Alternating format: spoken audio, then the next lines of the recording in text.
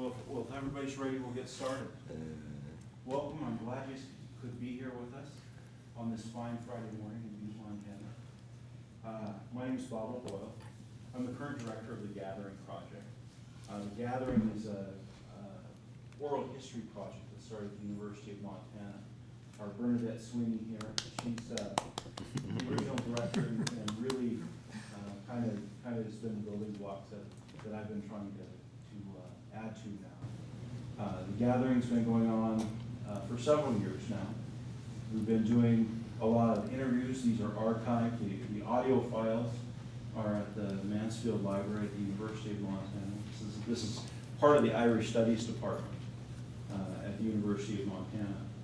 But really, it's grown beyond that. The Friends of Irish Studies, the AOH orders within the state have really been big supporters of Irish culture as well as this project. And so it's been something that's really developed from an academic to a community project. And so with that, today we're going to be doing something a little different than we've done with most of the Gathering stuff. And you guys can go to our website and see this stuff. It's on mtirishgathering.org. And you can go and you can see a lot of the videos where we've done interviews. We've put together some great little shorts that you can see of some of the different interviews. A lot of folks here know Father Burke, and Julie Crowley, she's going to introduce herself here in a bit, but is one of the folks that there's a little short vignette.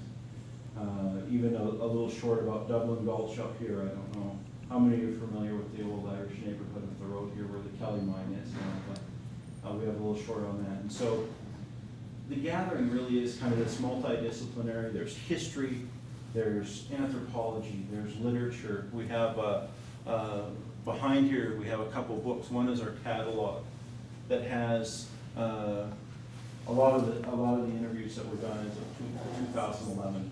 We've got just under 200 interviews now that have been completed for this project. But there's other things. Come on in. There's other things that we have going too. You can see our script here behind Joe. There's been plays and stuff performed and done with this. This from Rocky Shores to the Rocky Mountains, these displays that you've seen out here. The Gathering was a part of that project as well. And this was something that went over, Bernadette went over there with Ellen. They went to Ireland at the University Court and did that display there. And so this really has become an international project. Actually, most of the funding for the Gathering has come from the Irish government. They've been the big supporters of this project and proponents to make sure. The Friends of Irish Studies and the AOH, when Mary McLeese and Pat Byrne can correct me if I get anything wrong here. He's my elder in this situation, so he'll correct me if I'm wrong. But when she came over here and came to Montana, and these guys brought her around and showed her what Montana Irish was all about. This is amazing. We've got to get this down. Jerry Staunton, who came here a few weeks ago, he's the Consul General stationed out of San Diego. And he came up here and he's been a big proponent of this project. He said, we got to get some money for it. We've got to get this going. This is such a rich history and this means so much to the Irish people. And so that's kind of how it's been going. We have a lot of different things that are happening, a lot of different things going on in the future. And this is one of the things that we're hoping becomes more of a part of some of the things that we can do. This panel discussion is at least for us the first. If Dr. Emmons doesn't get rowdy here, we'll.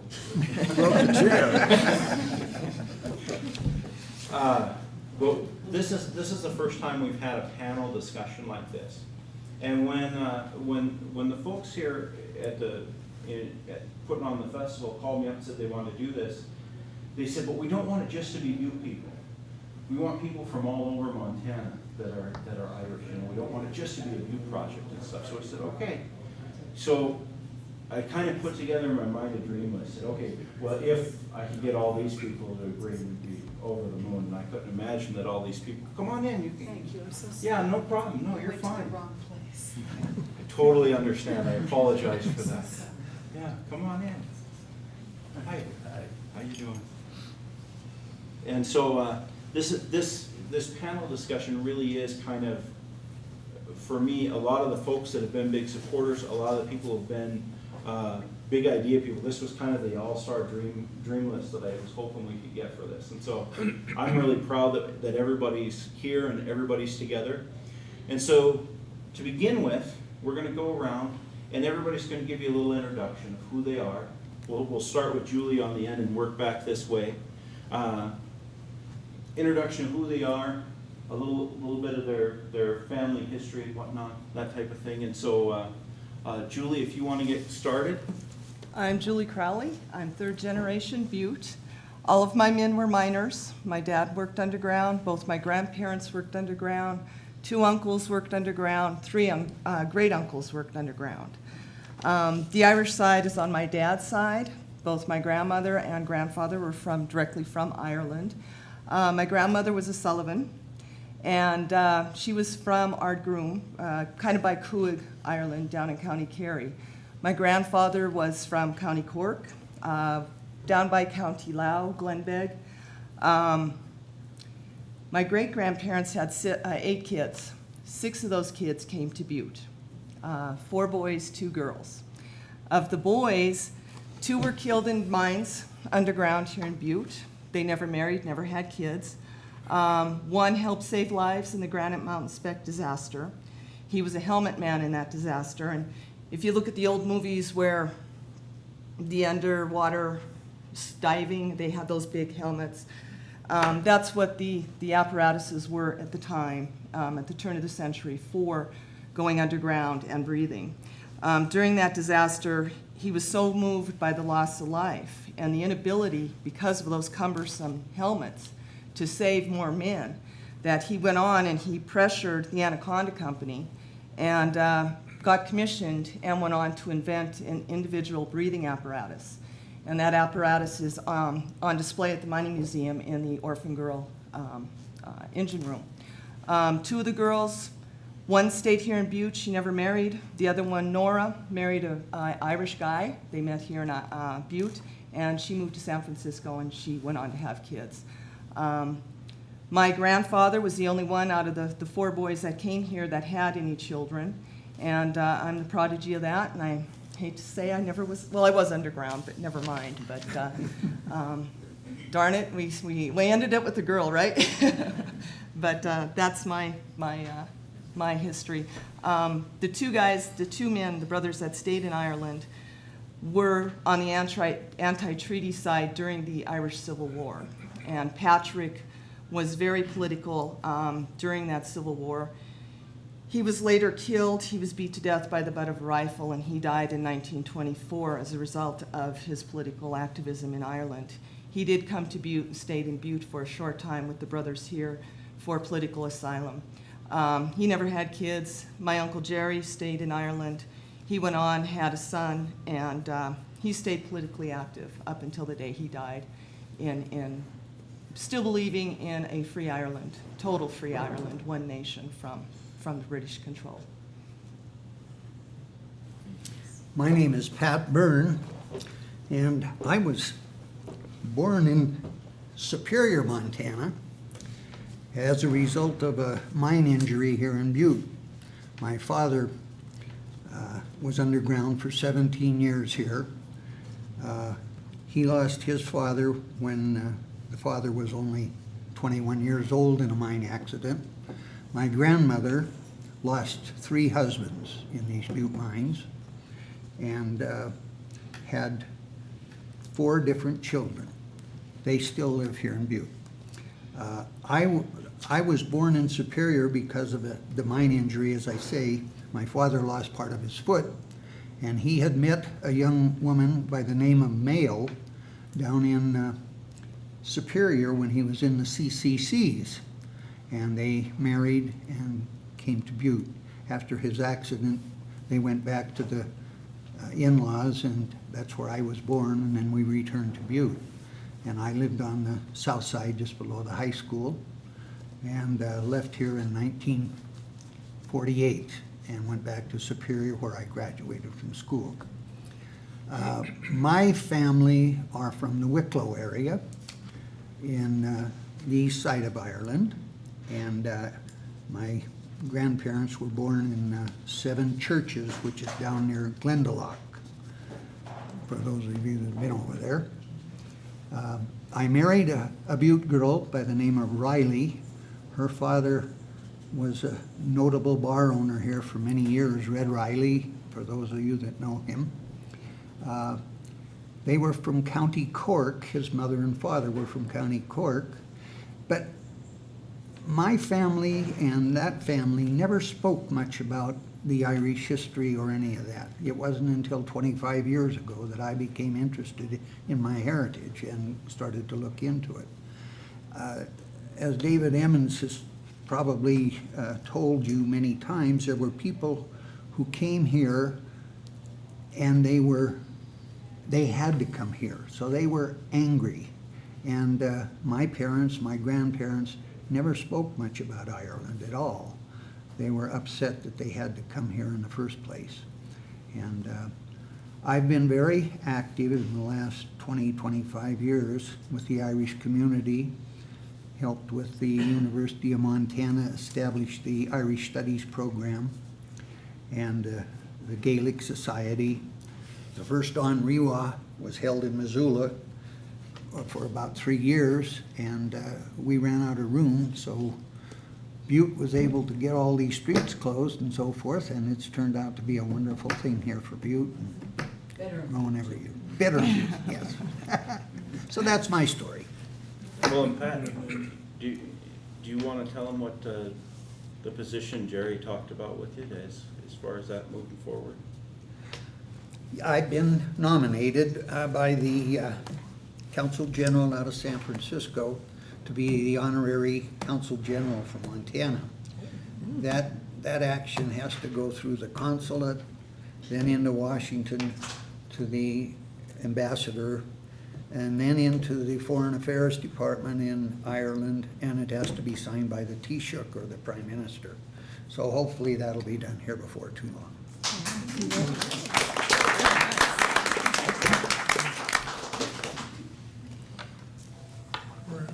I'm John E. Bobo Kelly, proud resident of Anaconda. I'm the second son of Leo V. Skipper and Helen Ruth Bailey Kelly. I had 4 older sisters, an older brother, and a younger brother. Growing up in Anaconda, his father Haffey always said at that time was basically an Irish ghetto, because there was 3 Catholic grade schools, there was a Catholic hospital, there was a high school, and there was, I think, 15 so priests, 80 some nuns, and everything at that time. This is I was born in the 50s, 1952, so it was kind of Anaconda's heyday. And we were always brought up to be proud to be Irish. My dad graduated from Mount St. Charles, which is now called Carroll College, and he always said that he put himself through Carroll during the Depression, and my mom would always be in the background going, bullshit. Because, she always said it wasn't for his brothers and sisters, he never would have made it. My dad was working for the state. He was up for promotion. The supervisor's brand new son-in-law got the job, who didn't even work in the department. So he packed up the family, went back to Anaconda. This is after he graduated he was living in Helena. So after he graduated from Carroll and had that job, he got a job as a clerk on the railroad. And Butte, Anaconda, and Pacific. Never quite got to the Pacific, but we always called it the Back Around and Push Railroad, BA&P. He started out as a clerk. When he retired, he was president and general manager of the railroad. He was always very proud of his Irish heritage. He said his brother Francie, my Uncle Francie, went back in the 60s and tried to go through the records and stuff in County Mayo. So where we came from on the west side, and he said he couldn't find any records or anything. So maybe this day and age they can, but at that time they couldn't. I've been to Ireland twice myself. One time when I was in the Air Force, I spent, it was kind of my St. Patrick's Day and 4th of July parade day. It was 1976. I was in Dublin for St. Patrick's Day, and 200 of Boston's finest led the parade. Every float was in honor of America's bicentennial. It was a great day, but even though it's St. Patrick's Day, at 2 o'clock they shut down for the holy hour, the pubs, 2 to 4, which I found kind of funny, but that's the way they do things. Had a great time in Ireland. I bought what they call a Rambler pass for the railroad and the bus lines. Enjoyed traveling through Ireland, and I went from Dunleary, Ireland, to Holyhead, Wales on the way back to England to catch my hop back. And I thought at the time, even though my ancestors were going the other way, going across the Atlantic, at that time, the best thing they ever did was leave Ireland, because I met people who would work long enough to be on the dole, get certified for the dole. And then once that happened, they would go on the dole, and then they would go back again. I met a lady from Ireland who, on the train from Holyhead to London, who gave me a great insight to the Irish people. Just in our conversation, I said, well, what struck you most about Ireland? I said, well, all the young children, you know, the nice white, pale-skinned, all these kids all over the place. And she goes, aha, that's right, that's Irish sports. I also mentioned the fact that about the people I met who would go on the dole, and she said, well, that's a fact you have to work around. She had a cottage out in the countryside, and she wanted to get it painted, whitewashed. And she had the local painter come out and said, well, how much will it be? And he says, it'll be 100, we'll just say 100 pounds. And she says, fine. He says, I'll pay you 100 pounds. If it's, and I said, how long will it take? And he says, well, it will only take about a day. So, okay, I'll pay you 100 pounds if it takes a day. If it takes 2 days, I'll pay you 75 pounds. If it takes 3 days, I'll pay you 50 pounds. He was done in 1 day. Like I said, I grew up in Anaconda, as Jack did and stuff, and it's, I like Butte. It's a melting pot. In high school days, we'd always try to learn our Irish songs. Of course, we had to always sing along with Ogamishka Pegla for our Croatian friends, and, you know, different songs like that. So I've had different offices in the local AOH. My dad had different offices. I got a sister, Sharon, who was state president of the Lady AOH. My children, I got a son, Connor, and a daughter, Elizabeth. Elizabeth will be in Ireland next month. She's going there on a trip. She met Traylock O'Riordan by taking the Irish language classes at the U, and she's hopefully going to use some of her Gaelic when she gets over there. And like I say, it's just a great thing to be Irish. We are kind of the gypsies of the world. No matter where you go in the world, you'll always see an Irish surname somewhere in the phone book or whatever. I've been, like I said, spent time in Europe and stuff, and I saw O'Reilly's Plumbing, but it was in German. The O'Reillys was out there with the Shamrock in Vienna. So, I mean, the Irish are all over. We're the gypsies of the world. And the other thing my dad brought us up to is the strong Catholic faith, my mom and dad. And I always knew during Lent that the days were getting longer because we used to go to Mass at St. Paul's at 6:30 in the morning. Well, then we go in the dark, come back in the dark. Go in the dark pretty soon. We're going down in the dark, but we get out, it's starting to get a little light.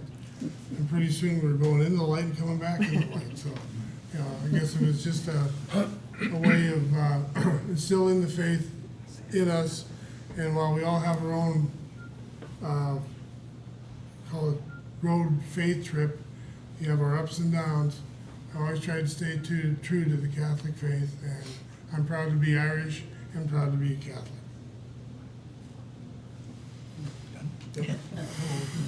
I'm Jack Kelly, again from Anaconda. No relative. There's 3 Kelly families in Anaconda, and I don't think any of us are related, K-E-L-L-Y. But my family, the Laughlins and the Kellys, are from south of Galway on the islands, Lettermore and Lettermullen, which is right next to the Aran Islands. A very, very poor part of Ireland, which I can remember my grandmother always telling us how poor they were. And we used to laugh at it until I had a chance to actually go there. And we went down and we found the original home. It's still on the road down there, and got to visit there. The people took us in, said, oh yeah, this belonged to the Laughlin clan, McLaughlin at that time, and brought us in and even gave us a souvenir of something that was left out in the shed or something like that for us to carry back. So I fell in love with Ireland from the start after we finally got a chance to go there.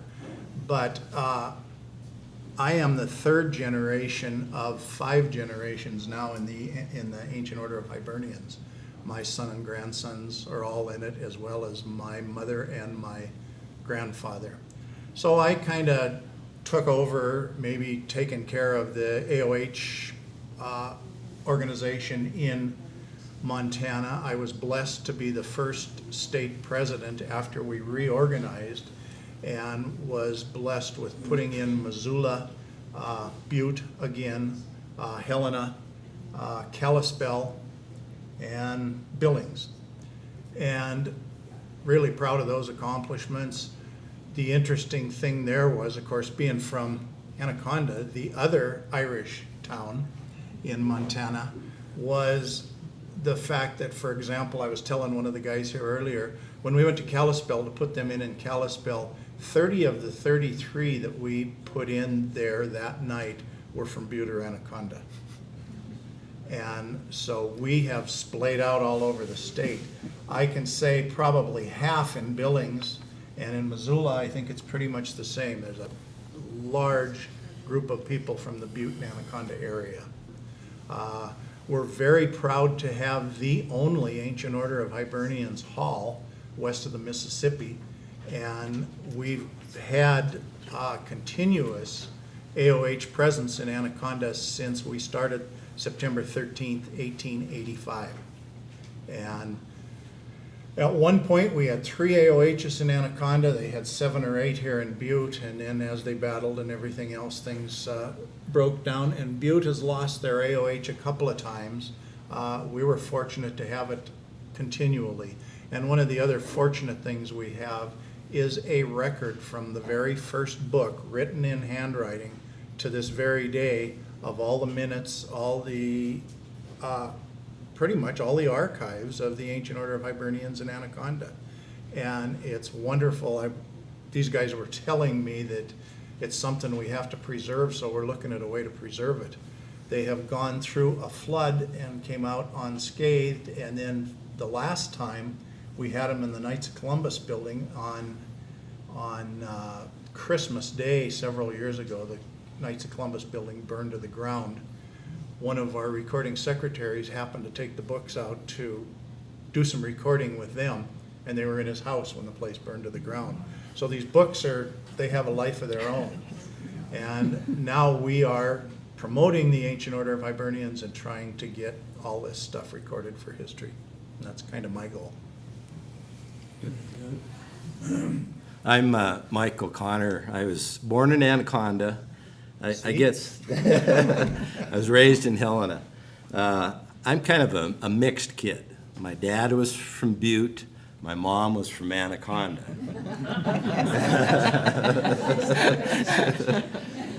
My dad, Michael O'Connor, he grew up in Corktown on North Wyoming. And my mom, Mae Fleming, grew up in Goosetown in Anaconda. And I was raised in Helena. My grandmother on my dad's side was from Alahis. She came over when she was just a little girl, small young girl. She had $15 in her pocket when she left Queenstown. And she had already had the ticket for the railroad train when she got off of Ellis Island to come to Butte, Montana.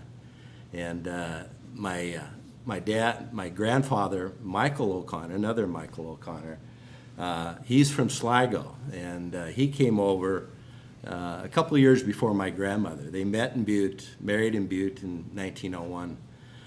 My grandfather later died in 1911. My grandmother married another Michael O'Connor in 1915, who was a cousin. And you can imagine when I started doing my family history, trying to figure out what was going on. My dad passed away in '67. He always claimed he was born in 1913. And the reason why is he was a newspaper person. He worked for the Seattle PI for a couple years before he graduated from high school. He came back to Butte and he graduated from high school with his brother. So he always claimed he was born in 1913, so he wouldn't look older than his kids that he was graduating from. And then when he passed away, he's buried in the St. Patrick Cemetery here. My grandfather's there. You know, he died in 1911. So all my aunts and uncles were looking at 1911, and my dad saying he was born 1913. And the second Michael O'Connor was called the Old Man. So all my aunts and uncles says, "Oh, geez, Mick must belong to the Old Man. He can't be, from the first Michael O'Connor." So we had a kind of a laugh at my dad's burial. I joined the AOH when Jack and Bobo came to Helena 30 years ago to reactivate the AOH division in Helena. And I guess I kind of dove in with both feet. One of the reasons why is I was looking more to find out about my Irish history and my Irish heritage. And the AOH really does provide that. They have a meeting agenda that is pretty much the same meeting agenda that they have done over 100 years. So, and one of the sections that they always address in a meeting is Irish history. So, we were blessed in Helena to have a historian that really loved Irish history, and he really loved to explain Irish history to us. So I've learned a lot about Irish history. I also am a past national director of AOH. And the reason I always claim that I was elected a national director was because of the history of the Irish in Montana. I would tell these AOH people in New York and Boston and Philadelphia, you don't have anything over us. We have a division in Anaconda that's been continually inactive since 1885, and they look like, oh, you go back that far, and we do, and they appreciate, and I think they're somewhat jealous of the connection of the Irish and Montana, of how, even though we're fairly far apart, Missoula, Butte, and Anaconda, and Helen, and Great Falls, we still communicate with one another, and we're very close to one another as an AOH division, and they're jealous of that, and I think it's because, like Jack was saying, a lot of the Butte and Anaconda people have spread out to Helena besides, the rest of the divisions. I recall one evening we were at an AOH meeting, we were sitting around after the meeting, and there were 7 of us. All 7 of us were from Anaconda, but we were all living in Helena. And so we have that connection, and that's what's nice about the AOH, and why I've really have appreciated being a member of the AOH. My name is Erin Glenn Duffy, and I am I believe, fourth generation Irish in America through the Duffy line. When I start to do my family tree, it becomes just this very rich tapestry of trying to determine who came over when, and I'm incredibly proud of all of my Irish ancestors, and some of my other surnames are Kelly, Fraser, Monahan, McCourt. Each one of those names, when I learn about them, kind of ignites a fire inside of me, and I really want to know more about all of those people. And in the last 2 years, I've been working slowly at plotting through my genealogy. It was kind of precipitated by my mother's passing, which came quickly on the heels of my father's passing, which makes my task of remembering all those stories from childhood incredibly challenging. But fortunately, I do have relatives to confer with and learn more about. And I wanted to speak a little bit about the Irish community in Great Falls, which is where I was born and raised. And it ties in directly with what you were just saying. My father was from Butte, and the diaspora of the Irish across Montana is rather extensive. And so what I learned growing up and going to Catholic school was everyone was Irish, pretty much. And it wasn't until I got out of parochial school and started interacting with others to learn that aside from the Irish, the largest other ethnic group that I found my community with were the Italians as well. So what I found through that Irish Catholic community in Great Falls is that it's incredibly tight-knit even to this day. I've been away for 20 years from my hometown and going back, picking up right with those relationships and those same people who share that common culture. And it's been really exciting to be asked to be here today, because growing up in Great Falls, even though we did have a fairly healthy Irish population back in the 80s and 90s, we weren't offered things like Irish step dancing or Gaelic lessons or anything like that. So it's been very exciting for me to learn more about the Gaelic Society and the work that they're doing. I think my ankles are a little too feeble to take up step dancing now, but Gaelic is very interesting to me as something to learn about. So in my family, the storytelling tradition, I think, is very strong. I am I like to say, great granddaughter of the Walkerville Ghost. You might know him as the Centerville Ghost, or you might know him as Joseph H. Duffy. He was a poet and a prankster, among other things. And as I recall the story growing up, he would, I was told, don some kind of ghoulish garb to look like the Grim Reaper, and he would terrorize miners as they were leaving their long shifts to go home on their walks. And as often is the case, the myth is a little more fantastic than the reality. But the reality is very interesting. I didn't learn until I came across a scrapbook that was full of newspaper clippings that what he had actually done was conspire with a single newspaper editor. He submitted one false account of a ghost sighting, and then the accounts started pouring in from Centerville and Walkerville and so on and so forth. So I think it's probably a requirement in the Duffy family to be a raconteur. I'm not sure, but I'd have to check. Fortunately, I think we're all fairly okay at it. Joseph H. Duffy was a vaudevillian actor, and he also, as I mentioned, was a poet, and he published a column frequently, and he also wrote a book called Butte Was Like That.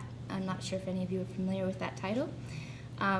His father had been a printer, and perhaps that tradition of storytelling really is in the blood. The ink kind of runs all the way down through the line, and publishing is something that I'm also interested in.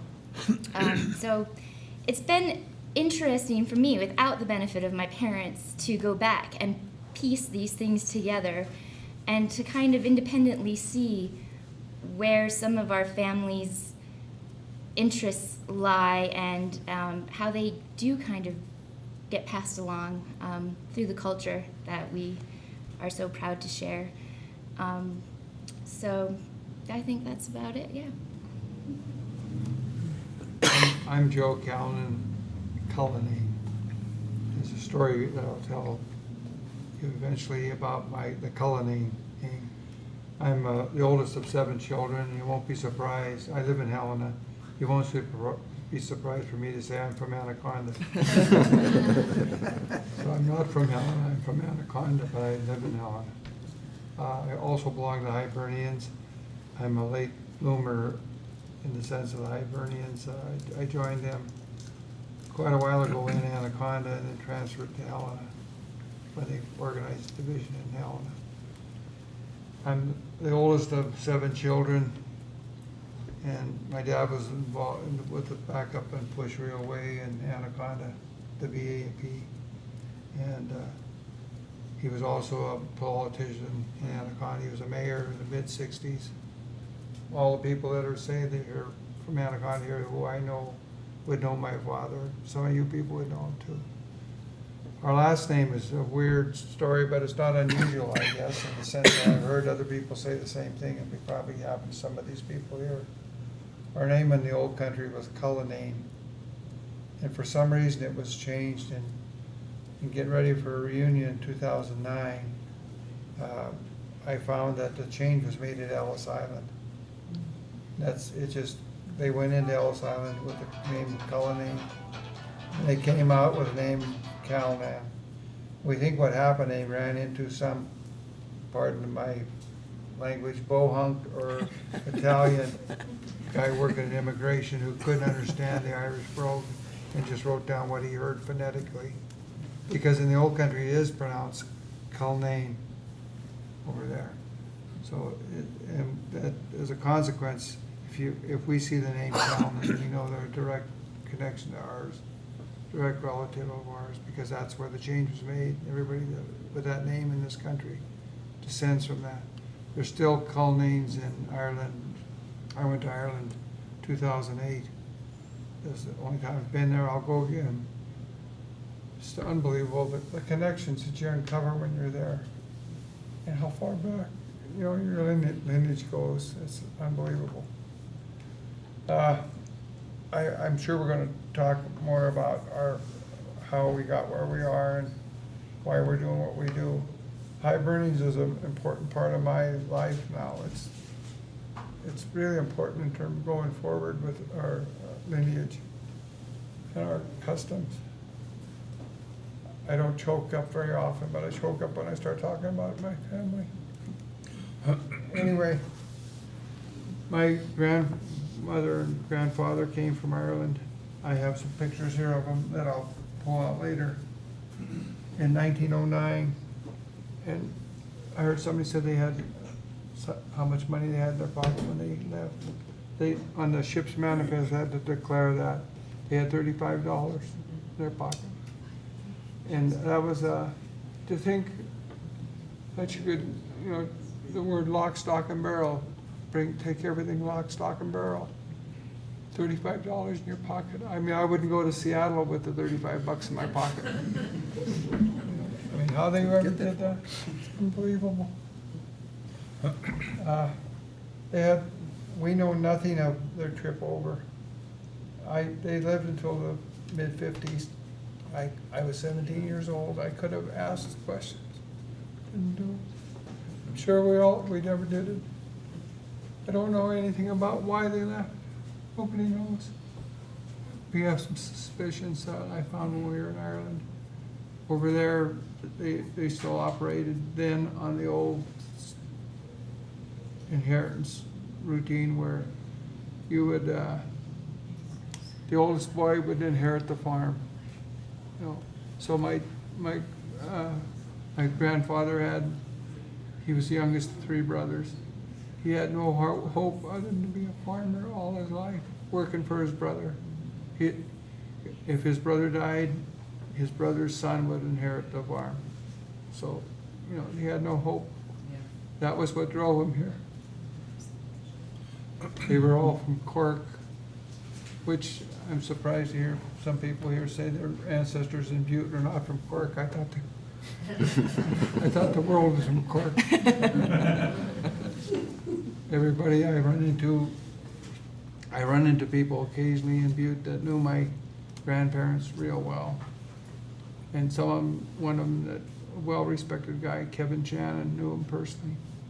Tells me stories a lot. What I know about my grandparents, I learned from him because he knew them so well. Kevin won't be with us this weekend, I guess. We ran to his daughter yesterday, and he's making his final trip. Anyway, we'll talk more about what I brought to show you people. That's it for me. Thanks, Joe. Yeah. These two lads on the end, I'm going to preface them a little bit. This is Dr. Dave Emmons and his son Mike. And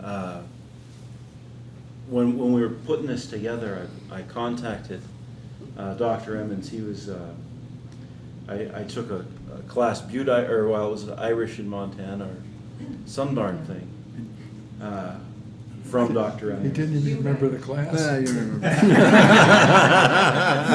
What was your grade? Well, It's changing. It's gonna change. yeah, he's going to go back in the record now and my transcript work.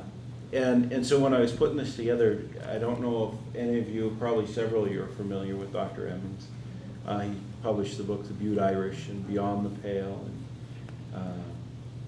pretty special guy, and really thrilled. When we were putting this together, he said, well, geez, I don't know about, you know, all these folks are Irish, and I'm not really Irish and stuff. But the historical perspective that he brings is unbelievable. He was just got back. We were going to do a barbecue or something over in Missoula there, and I invited him. He said, geez, I got to go to Ireland to give a talk at the Donegal diaspora deal going on over there. So he's really a great person, and it's an honor to have him here. And his son Mike, he's been working with the gathering, and he's actually done a lot of the transcripts and stuff for us. And I don't know if any of you have done transcriptions, but when you sit down and do an interview and you're typing out the words and listening, what did he say, going back and over, you get a knowledge of an intimate knowledge of how people speak and the language and the thought pattern and how that comes about. And so Mike really has some special insight into the gathering project that not many people have, because not many people are going to take that time to go through those. And so it's a great honor to have the Emmons lads here as well. So with that, I'll let Dr. Emmons. Well, yeah. Well, the first thing, you got to drop the doctor thing, because that it never really counted. And now that I'm retired, I'm trying hard to shed it. But I appreciate what I think is suggested by it, even though you can't remember the name of the course. You come to the end of the Irish part of the table.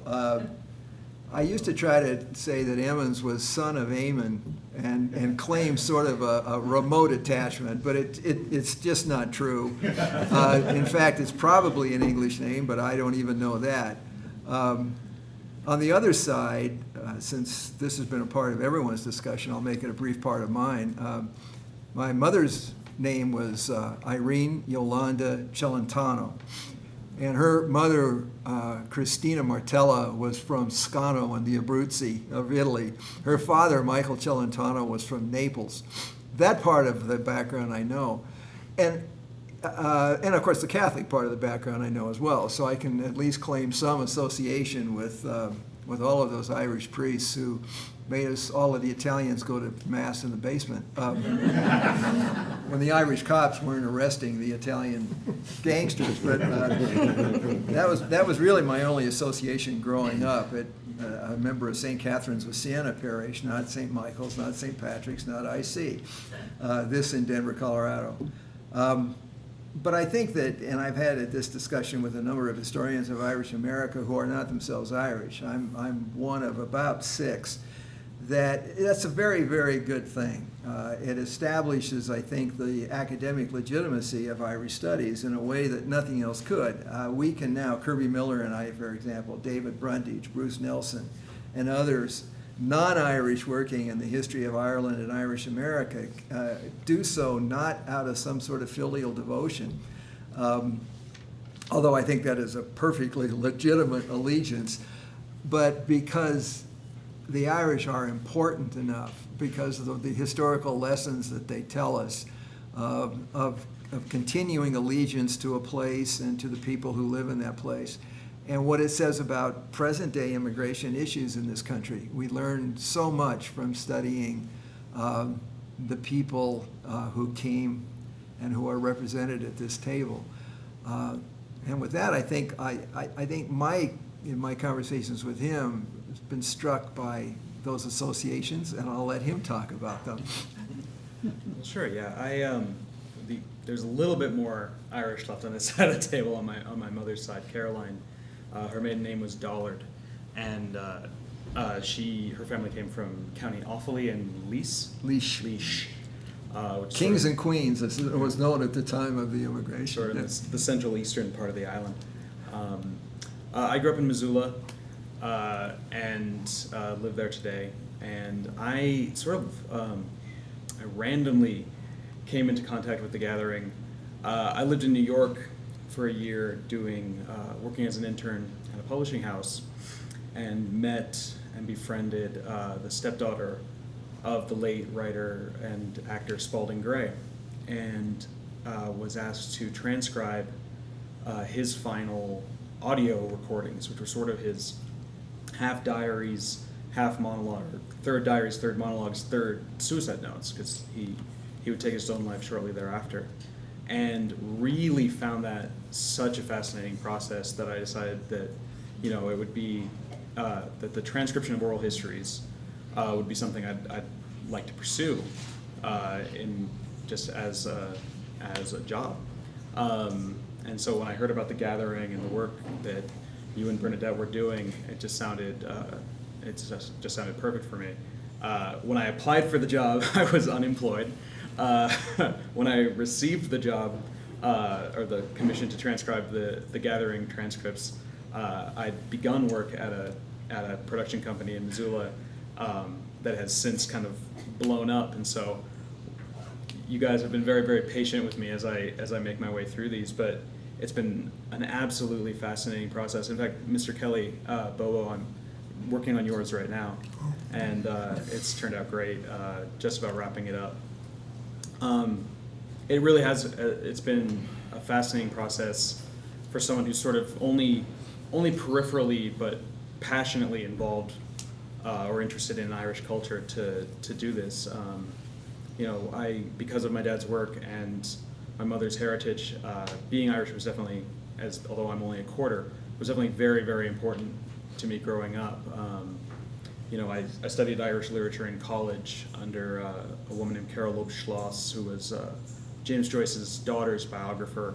I became, very interested in writers like Joyce and Beckett, and when I was growing up, listened to a lot of Irish music, went to a lot of Irish movies at the Wilma when they'd come through town. It was something that really mattered to me, and so I'm just deeply honored to be part of this process and part of this project. It's been wonderful, to get a sense of, from these oral histories, I think you get a deeper sense sometimes of the lives of the people of Butte and the people of Ireland, because some of these interviews were conducted there, than you might in any sort of official text.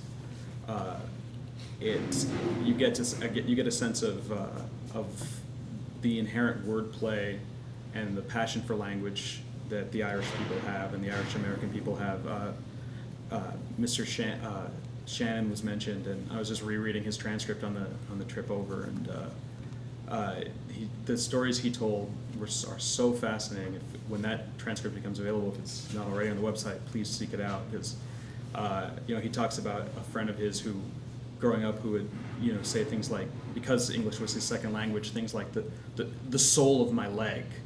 And he said it so perfectly, like if you were talking about the sole of your foot, that'd be forgotten, but the sole of my leg will endure just because it's novel. The transcripts have become, the gathering has become such a repository of amazing stories about political unrest, about the daily lives of the miners who were often these people's fathers and grandfathers. I'm really honored to be a part of it, and would urge you all to seek it out, the transcripts. With that, I'm going to have to redeem myself in front of my professor here. The gathering, our mission with the gathering is to foster a lasting heritage by honoring the past as we build our future. And so everybody here is going to talk a little bit about their history. Now, the first day in Dave's class, we went in there and he said, every history is told from a bias. Here's mine. And I've always taken, when I cite that a lot of times when I'm talking to folks, it's a good lesson. But as you listen to this, everybody's going to go through here now, and Julie, we'll start back with you. But we all have this history, some ways or another. And we share an Irish history up here, an Irish heritage. And so, if each of you could talk about what that means to you, what that Irish heritage means to you. When you posed that question, I really had to think about it, because to me it was so obvious. But then the more I thought about it, to me it's my identity. It's how I identify myself. It's how I identify myself throughout the community and to people. Growing up I was raised in Dublin Gulch, the Anaconda Road. I was the third generation to live in that house. The Anaconda Company bought us out in '74, so we were displaced. My mother is a bohunk, and my dad used to refer to my mom as the bohunk, and she would refer to my dad as the harp. So it was kind of this little, bantering between the two of them. My mom's house the same year was bought out by the Anaconda Company in McQueen. And that house was on Leatherwood Street. She was a Kovacic, one of the Itches. So the same year we lost both of our family homes. And it was, and I've always said there's never been a real deep psychological study on how all that displacement impacted Butte. And growing up, I knew that, for me, and at the time I was old enough to have a consciousness about it and to be aware of it. Butte was kicked to it and it was on its knees during that time period. There was a spirit of Butte that left. And growing up in Montana, I always hated it, because whenever I went out of town, whether it was for games or shopping, whatever, if I went out of Butte, other than Anaconda or a few other little towns around Butte, people were always bashing Butte. And I really took offense to that, because, this is my identity. And the Irish and all of that rich culture that went with it, what happened in Butte, what happened with the men in my family, that's something to be proud of. And I really was offended when people would call us the armpit of Montana, or say they were sorry when they heard that I was from Butte.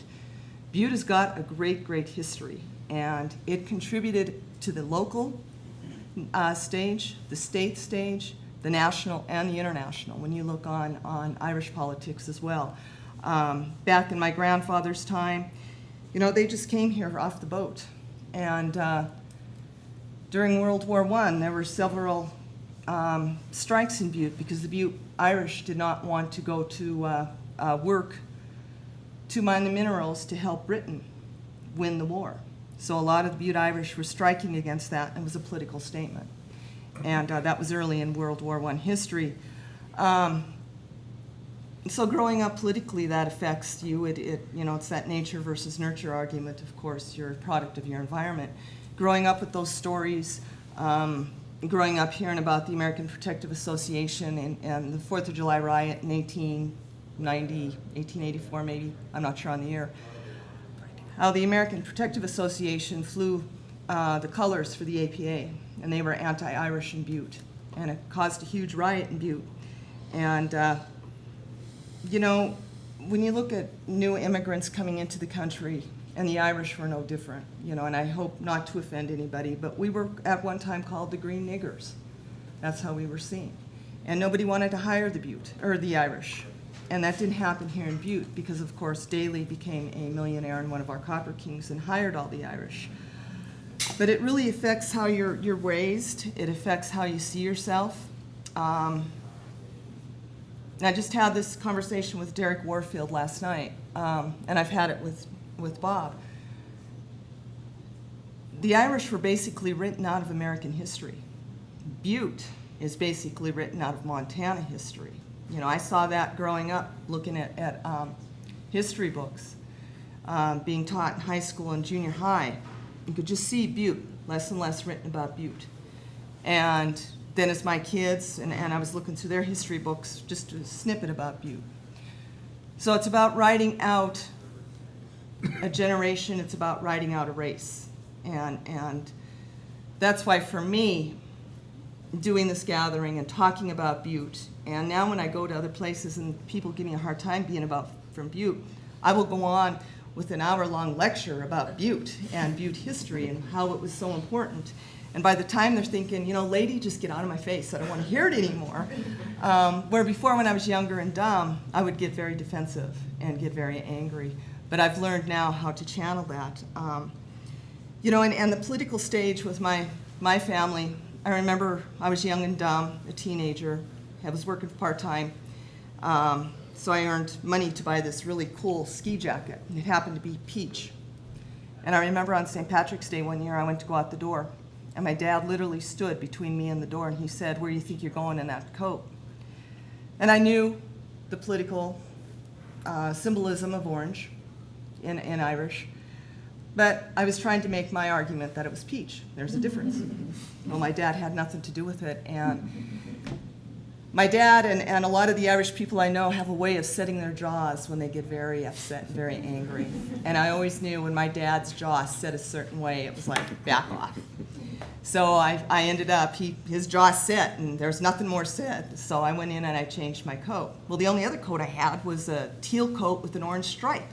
So I come bebopping out of my room, and he stops me again. Just that little bit of orange to him was offensive. And finding out later, he had an uncle that was killed in Ireland for the anti-treaty side during the Irish Civil War. Now I know why that little bit of orange was so offensive to him.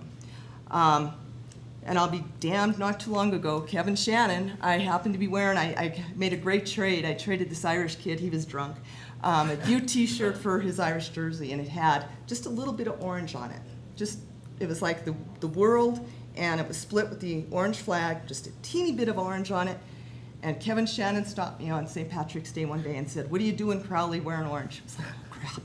I did it again. So when it comes to St. Patrick's Day, I don't even wear any orange. But, it dawned on me, as you grow up, how colors are very important, and they are very symbolic, whether it's your team color, your flag.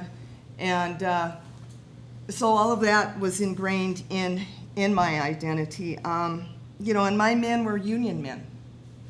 My men, they fought for those rights. And I hope not to offend anybody again, but it always strikes me funny why the rest of the state looks down on Butte, especially Republicans, because Butte is the epitome of Republican values. Capitalism, unregulated.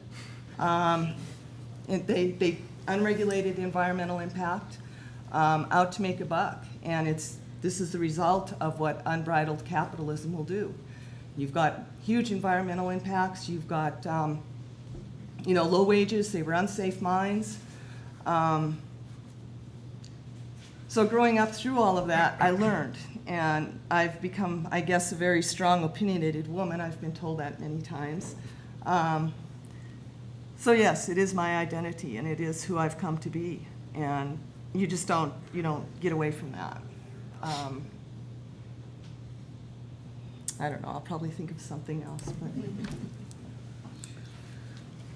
but. My heritage, as I mentioned earlier, I dug into it. I didn't really know any. My family didn't speak much about Ireland. My grandmother was born in Ireland, and on my father's side, they came from Wicklow, as I say. They were miners there, underground mining, copper mining. There were two areas over there in Ireland that had the underground mines, Cork, down around Allihies on the peninsula, and over in County Wicklow. And my folks came over before, my grandfather came over before the famine, and ended up in Kentucky in the coal mines. That's where they first went. Then the family migrated up into the Iron Mountain area of Michigan and Wisconsin, up in that area. And a lot of Irish did. A lot of nationalities did. A lot of the ended up there. On my mother's side, which is a Mayo side, they were also in the same area. I find out that my people from my grandparents from Ireland came up there also to do the mining. So on both sides of my family, it traces up into that northern peninsula of Michigan and Wisconsin. I was raised here primarily in the primary grades with the St. Joseph's and out at Whittier schools out on the flat. I remember those strikes that you were talking about, and I've seen baby grand pianos thrown out the big windows in the administrators' yards, and my father taking a shotgun going up to serve his job up on the hill, and those were not good days. There was, however, Butte at that time, a contract miner could make a lot of money. I think at one point in time, probably in the early 50s, Butte probably had the greatest wage earners in the country. They were making some big money.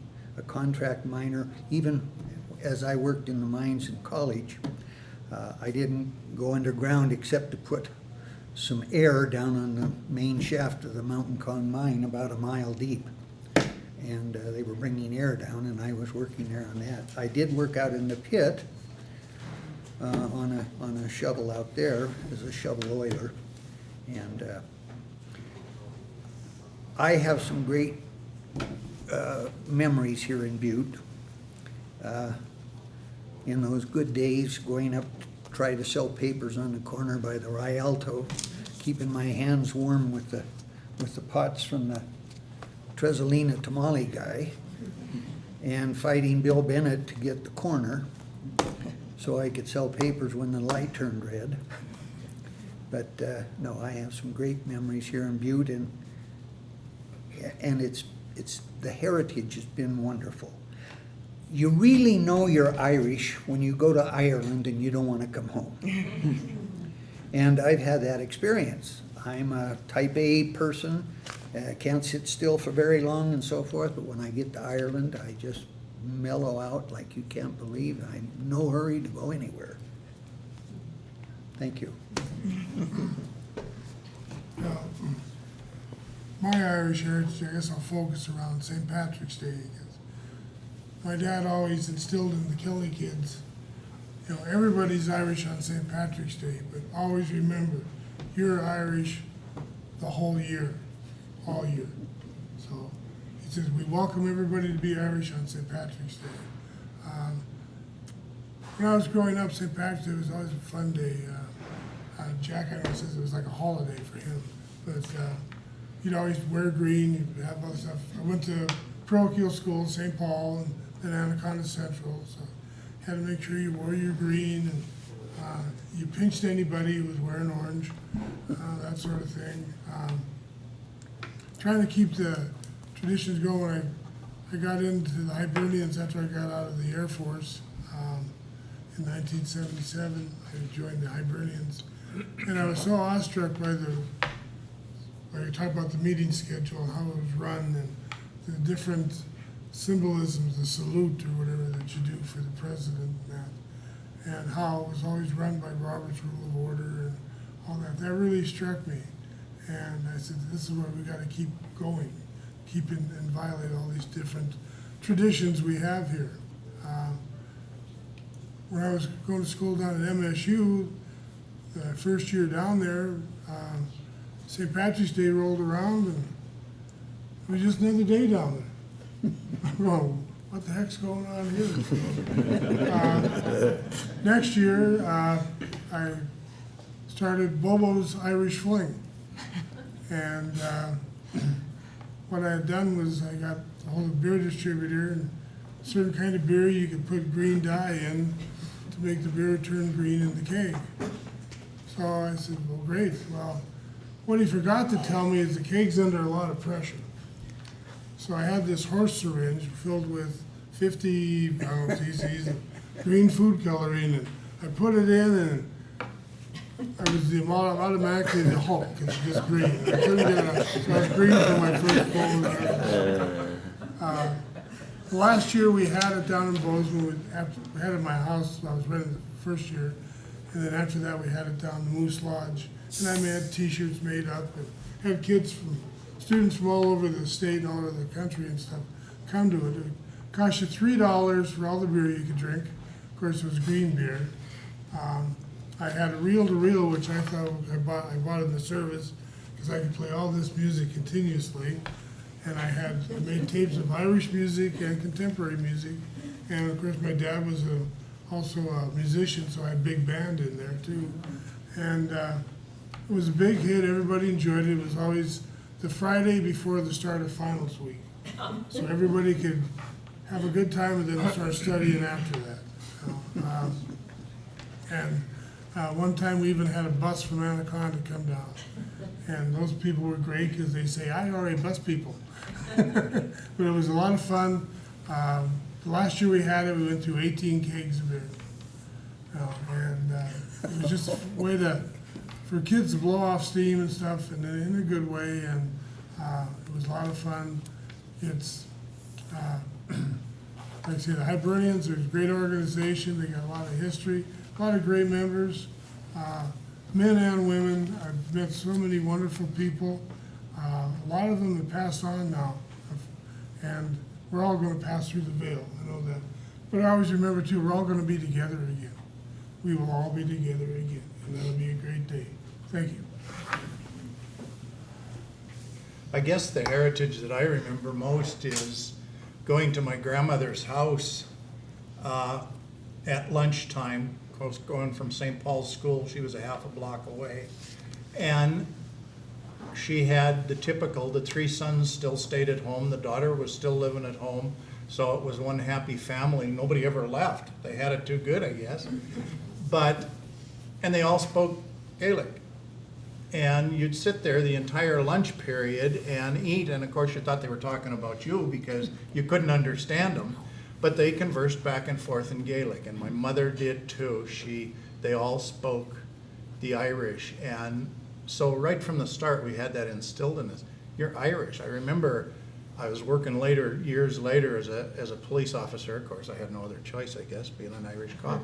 And one of the guys, I used to try to figure out where they were from, their nationality and all that, like Kovacic and the rest of them. Of course, we knew, and Kovacic and Anaconda, Kovacic and Butte. Yep, exactly. And several of the people had no idea, and you'd ask them, you'd say, well, this is an unusual name. What's your nationality?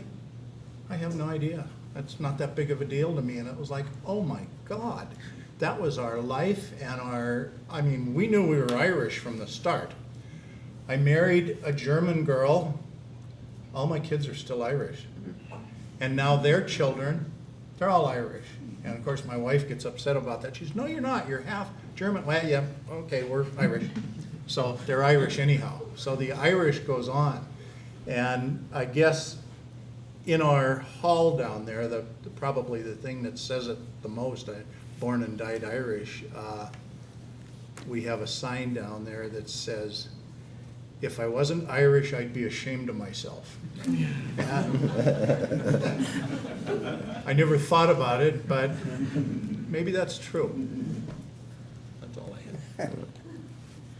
You know, there's a philosopher that once said that if you don't remember your past, you'll be condemned to repeat it. And it kind of hit home to me when Joe and I and several others were in Ireland.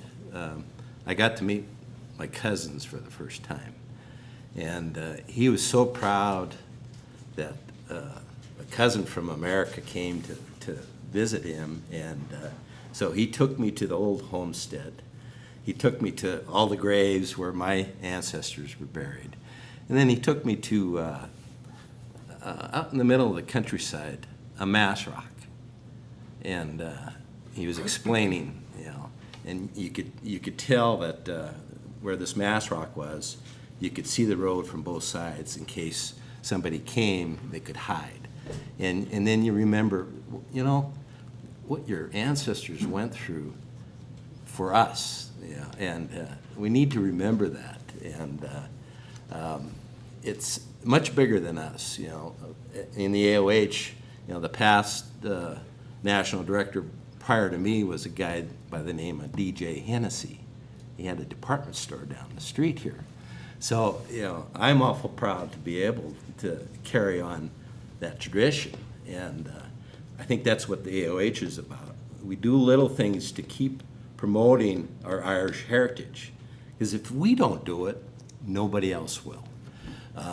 One thing that we do in Helena is we fly the tricolor on St. Patrick's Day on the state capitol. We're the only state in the country that does that. And I'm awful proud of that. Another little thing we do is we have a proclamation that is signed by all the statewide office holders. It's our little bit to kind of educate people that may not be Irish, but know that it means a lot to the people in Montana. And the proclamation kind of explains who the important people in Montana were and why, you know, the Irish heritage is so important to us. So it's our little way of keeping, you know, them aware. There's a lot of Irish in Montana, and we're very proud of it.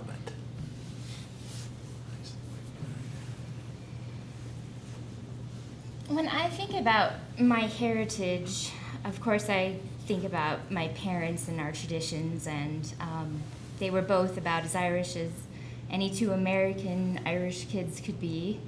My father would have you believe he was 100%, but it's kind of not true.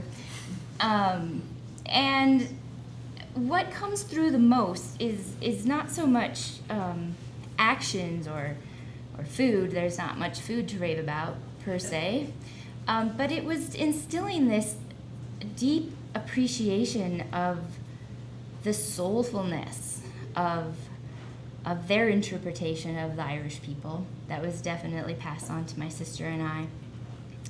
Very, very passionate, very expressive. And I wanted to speak to Julie's point for a moment. Growing up in Great Falls, being Butte Irish was a very special distinction. We were very proud of that. And that's a big, big part of my heritage with my family hailing from Butte. My grandmother, Mary Fraser, operated a pasty shop in town, and I've come to learn more about her. As I said, you know, the food's not a lot to talk about there, but as I've gotten older, I've tried to incorporate more of those customs and things into St. Patrick's Day. I think New England boiled dinner is great, but there's a lot more out there besides corned beef and cabbage, so every year I try to bring a new dish into the festivities to kind of have that living history moment.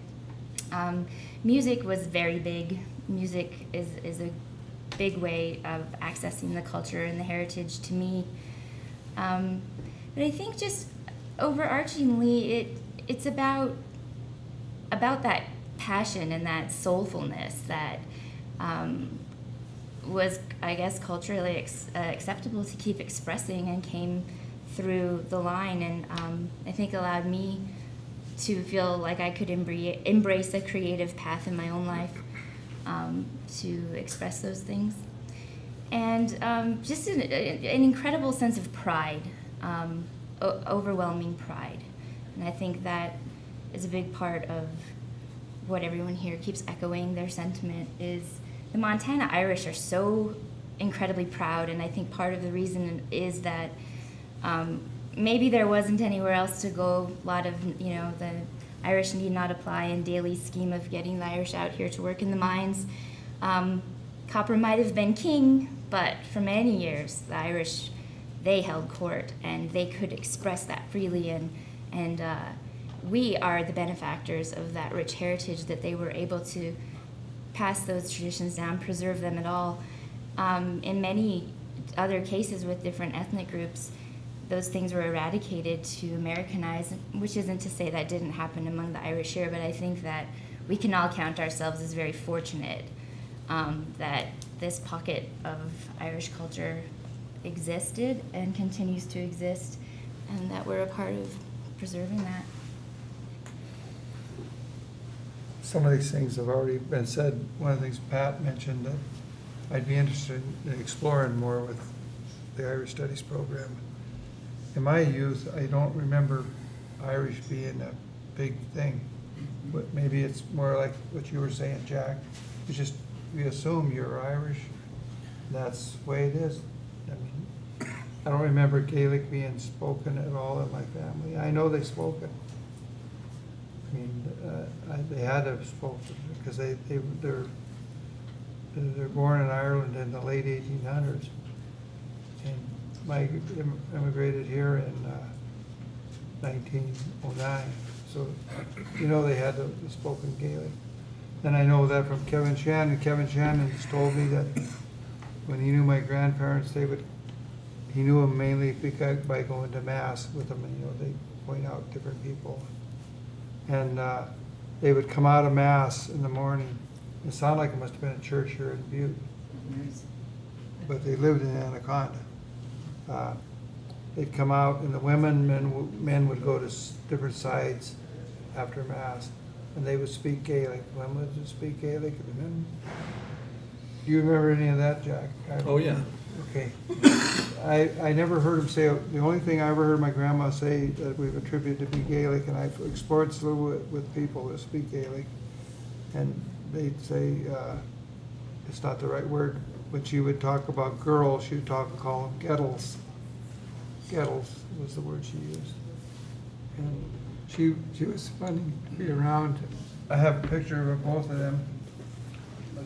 They were both obviously Irish. They're both from Cork. This is my grandfather, big raw boned looking Irishman. Ellen Carney Callanan, and John Callanan, John Joseph. My name is Joseph. We got more confusion than you guys have in your family. We have, I never could figure out where the Joseph name came from in our family. My dad was the first Joseph that we could find on any family tree. But in researching the Smelter records in Anaconda, his name was John Joseph. And we never knew that until 1909, that his middle name was Joseph. And that's how it got started. When we were in Ireland, I was talking to one of my cousins over there, and had a yellow notepad, and we were doing family tree, going back as far as we could go. We went back into the mid-1700s. And when I got done with that yellow pad, on the first page of it, there were like 13 Dans in our family. My brother lives in Butte here. His name is Dan Callan. There was 13 Dans. I circled them. I couldn't believe it. All these Dans. I don't know how they keep it straight. There was Big Dan, Little Dan, different ways they refer, Black Dan, Red Dan. We even saw that in Anaconda, with the Gallaghers. There was Red Gallagher, Black Gallagher, Black Pat, Red Pat, you know. Weird. So this is my Irish heritage. This is why I went to. And like I said, my family never really cultivated our Irishness. St. Patrick's Day, I remember that. That was about the only time the Hibernians had a big hall in Anaconda. And I can remember going down there on St. Patrick's Day. And really, I'm so intrigued by it, I'm not gonna let it pass away without doing something about it. So that's why I'm in the Hibernians, because of this. Kind of advocate it and push it, pass it on. My kids, I have 4 kids, all of them are Irish, even though they're part of them is German, you know. My wife doesn't understand all this. The Germans are not a huggy, expressive people. The Irish are. So it's kind of funny to be around German people, some of her relatives and stuff. I mean, they almost, you know, pull back when you start getting engaged with them. They don't like, they're uncomfortable with you being in their space, kind of thing. Weird. So to make this go forward, I mean, I intend to do things that raise the level of consciousness about Irish. And one of the things I'm doing with the Hibernians is we started a big thing down in Virginia City that the Anaconda Hibernians are helping us with. And we celebrate an Irish weekend in Virginia City. And what we do down there are things that, you know, blatantly show them how the Irish are. We paint a green stripe down the middle of the street in June in Virginia City. You know, we did it again this year, do it early June every year. We have, everything is Irish. Irish flags, all the little kids in the parade have Irish flags. The bagpipers from Anaconda come down. These guys, 2 guys sitting over here come down. We have a great time. And, you know, there's people that, I know there's a huge Irish community in Madison County. There are miners, you know, there's mining down all around down that county. But it's not elevated to any level of consciousness. People don't know they're Irish. There's one lady down there I met this year, Marilyn. She's the wife of Judge Tucker, District Court Judge. Marilyn Tucker. Marilyn O'Malley Tucker, I found out.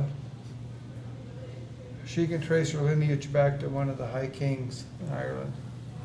You know, I could just choke her. Why don't you celebrate that? Talk about it. We got her to be the parade marshal. We're gradually eroding resistance down there. We got her to be the parade marshal this year in our parade down there, which is no big deal. Little town parade. You know, you go down 3 blocks, turn around, come back 3 blocks. But that's the kind of thing we just kind of elbowing our way in. And it's kind of interesting to see how this happened now. She's now willing to help us put on some kind of a session about this. You know, who she is and her lineage. That's pretty important. I don't know anybody else who can do that. Trace it back that way. She can do that. We're making big progress in that regard in Virginia City. So those are the kind of things that I think the Hibernians do. Just step into the void, you know, and change the void. That's what they're doing. And that's what I think is the interesting part about, I know there's other nationalities that I don't think they have as much fun as the Irish. They celebrate, but they don't have as much fun. You know, it's just, I've talked to him last night a little bit about the Indians. You know, I think the Indians have a huge connection to us Irish in our early stages of development. I mean, bronze was mined in those places you talked about in Ireland. We saw where they made bronze over there. Yep. I mean, that was a long time ago, prehistoric type stuff. Yep. And there's the copper mines over there.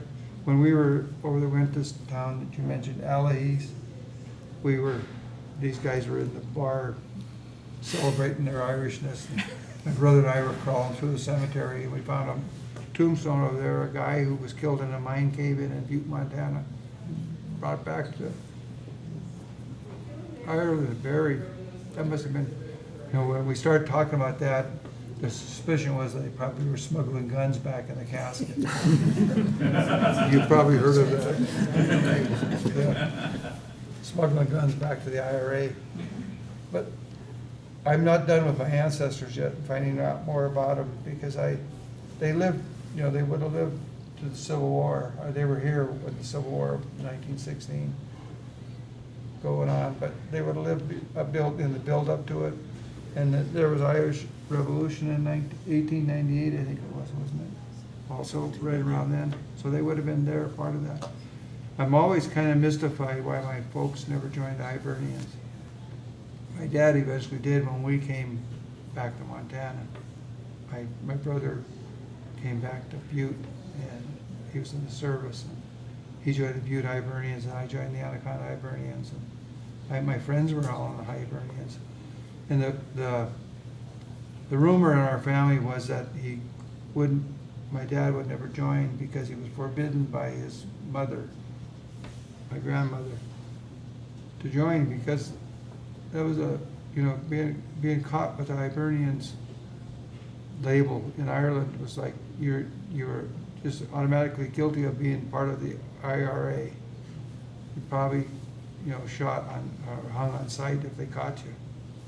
So that was the rumor in our family, that she forbid him.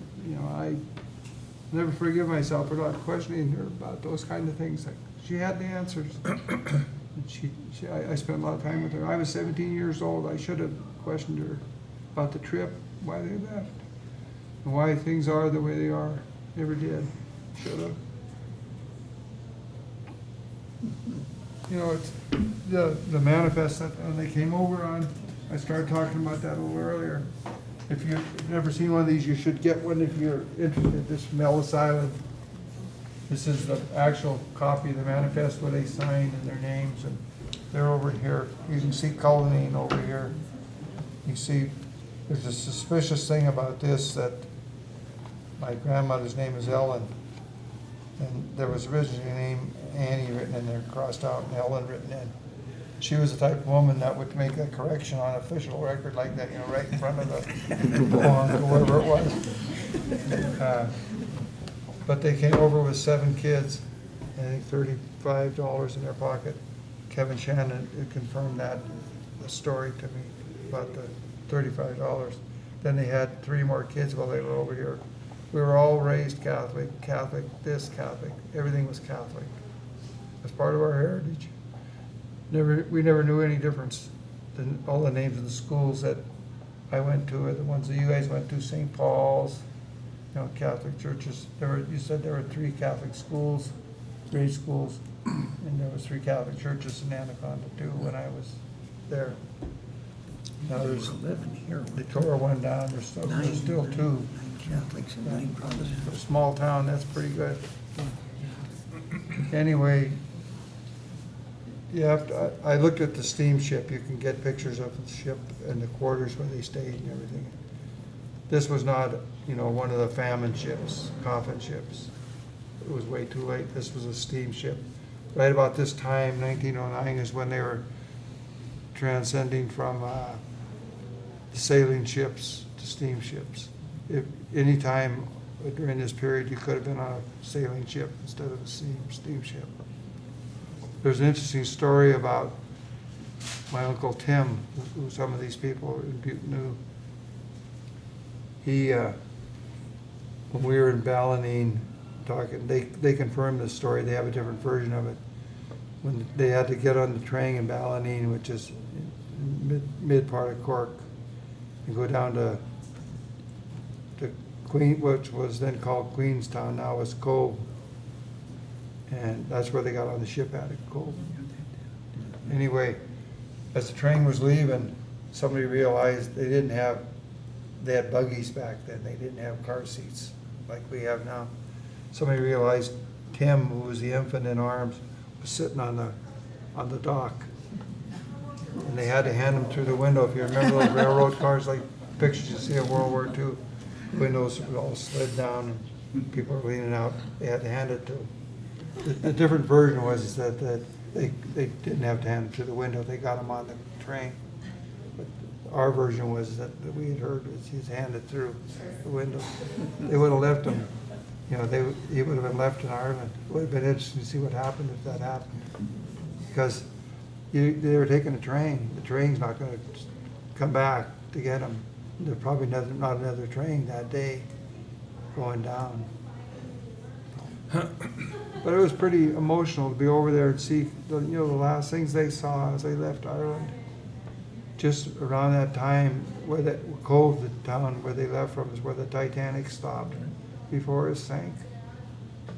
It was its last stop. Picked up Irish people. But we went to a big church there, big Catholic church that was built by the Queen to kind of appease the Irish. And that would have been one of the last things they could see. But in that church, you go in there, and the church was being paid for by, I guess, the English government. But you could see where the Irish had deliberately done little things to sabotage, not the church, but sabotage the message. There's little shamrocks built into the columns in the church. He just wouldn't give up. Anyway, this is a neat thing to see. And you have to ask yourself, how bad was it to make them leave? Must have been terrible. To drive them to another country with everything lock, stock, and barrel, like I said earlier. So you have to admire those people. They come here.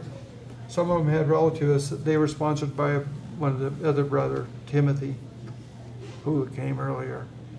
They came over here and they made tombstones and were cement masons. There's in Anaconda, these guys will know about it. There's the sidewalks you'll see all over. It'll say Calnan and Walsh or Calnan and something else, the other name Kelly or something. There are 3 or 4 different contractors. They built sidewalks in Anaconda. So basically, I think that's what you wanted us to talk about is how we are the way we are, why we're doing what we're doing, and pass this heritage on. I have a funny story. My brother and I were traveling 2 years ago to Anaconda. If you go to Anaconda from here, you come down a big hill called Fairmont Hill. You're good coming up to the turnout. They takes you to Anaconda by opportunity. And I saw a patrol car on the side of the road, and I moved over to the left because they just passed a law that requires you in Montana to do that. To go, if there's a car parked along the side, it's probably a good idea if it's a patrolman anyway. I went by him, and then I went on to the turnoff Anaconda opportunity. I was driving up there. All of a sudden, I look out, and here's that same patrol car right next to me with his lights on. The guy just madder than hell. He's pointing like this. My son and I were, when we went by the patrol car to start with, we're having a debate. He doesn't like Obama. He doesn't like the immigration thing, what's going on. So we were talking about, I said, we were just like the Mexican people. The only difference between us and them, they look different and they talk a different language. We didn't do that when we came here. You didn't know I was Irish when I came to this country unless I opened my mouth, then you probably heard it. Other than that, I look just like everybody else, pretty much. If you believe the caricatures, they don't make it look that way, but we look pretty much like everybody else. I don't know if everybody in here is Irish, but we all look pretty much the same. So I was giving him a lecture like this, in the truck. He was sitting in the truck. I had a black lab, his black lab in the back of the truck. And the patrolman pulls us over. And boy, he is puffed up. He's mad. He said, "Why didn't you pull over when you saw me coming?" I said, "I didn't see." I said, "I didn't do anything wrong. Why did you pull me over?" So I started questioning him. He didn't like that either. He's still around. He's in Butte here. I see him from time to time. Anyway, they ran my license plate. They showed my driver's license had expired, so that's why they pulled me over. Well, it hadn't expired. I converted to a commercial driver's license, so my old license had expired. I didn't renew it. I replaced it. So when he got all done being puffed up, turned around and walking away, I said, I know why you pulled me over, because I had a question about that. And he said, why? And I said, profiling, racial profiling. He got all puffed up again. He said, what are you talking about? I said, I got a black lab. If that was a yellow lab, you wouldn't have pulled me over. And he started laughing. Anyway, I found out later through a friend of mine who used to be involved with the Highway Patrol that that's a story that they're telling around the Highway Patrol now about pulling me over. Racial profiling. Anyway, I was trying to lecture my son on this. I said, we're no different. You know, we should, these people left Ireland for the exact same reason. The Mexicans are fleeing. The only difference is the Irish couldn't swim very good because they had a long ways to go. These guys just walk across the border of the Rio Grande. So that, you know, that's what we were arguing about. He says, you look like you were going to get in a fight with him. And I said, I was. I was going to throttle him. But that patrolman, when I see him now, he starts laughing right off the bat. He's not mad anymore.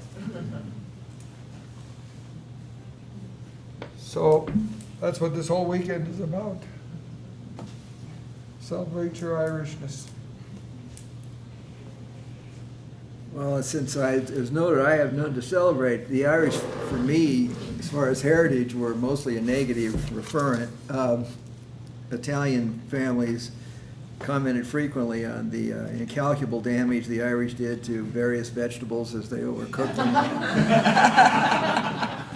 But that was essentially it. I do recall during my confirmation at St. Catherine's of Siena, my confirmation sponsor was Bill Moriarty, and so he asked me, these were the wonderful days when you got to pick a new name for yourself, just when you were at an age when that was great. So he said, what'd you pick? And I said, I don't know, I'm thinking either Anthony or Vincent or maybe Dominic. I always really liked Dominic. And he said, no, those won't do. And I said, well, and he was also my godfather, and so, you know, I couldn't very well quarrel with Bill Moriarty. And I said, well, what must it be? And so I, you know, to answer the question, I am David Michael Patrick Evans. So it was either that or get a new sponsor. I think, you know, Jules made some points earlier, and I came to Montana in 1967, and she's quite right. I mean, the people from Missoula, I think, may have been particularly guilty of this. Of course, you know, you couldn't show up in Butte with a 4 on your license plate and expect to get your car back in one piece. So maybe you know good reason. Some of the criticism was warranted. But yeah, there was this feeling, and I think it's one of the reasons I love Butte is that you live with this and you live so comfortably with it. But I'm always reminded of a couple of comments from Butte Irish. One of them said that the best thing about living in Butte was that it's so close to Montana. And then the one that I'll never forget, I think it was either Neil Lynch or J.D. Lynch, one of your Lynch legislators who once in the legislature in Helena was commenting on a celebration. Butte was having a centennial of something or other. You're always having a centennial of something or other. And he was praising Butte, and the ultimate praise was that, you know, keep in mind, all of you here, that if it weren't for Butte, Montana would be indistinguishable from North Dakota. But one of the things that Erin was saying, you know, she even used the phrase, and I was thinking of it just prior to her use of it, there is a Butte diaspora. All of, you know, keep talking about, you know, the spread from Ireland, the scattering from Ireland, the 80 million Irish from Brazil to South Africa to Australia to Canada to the United States, but there's also the scattering of Butte Irish. Kitty Robbins, a friend of mine in Missoula, when she would come back to visit in Butte, always said she was going back to the mother country.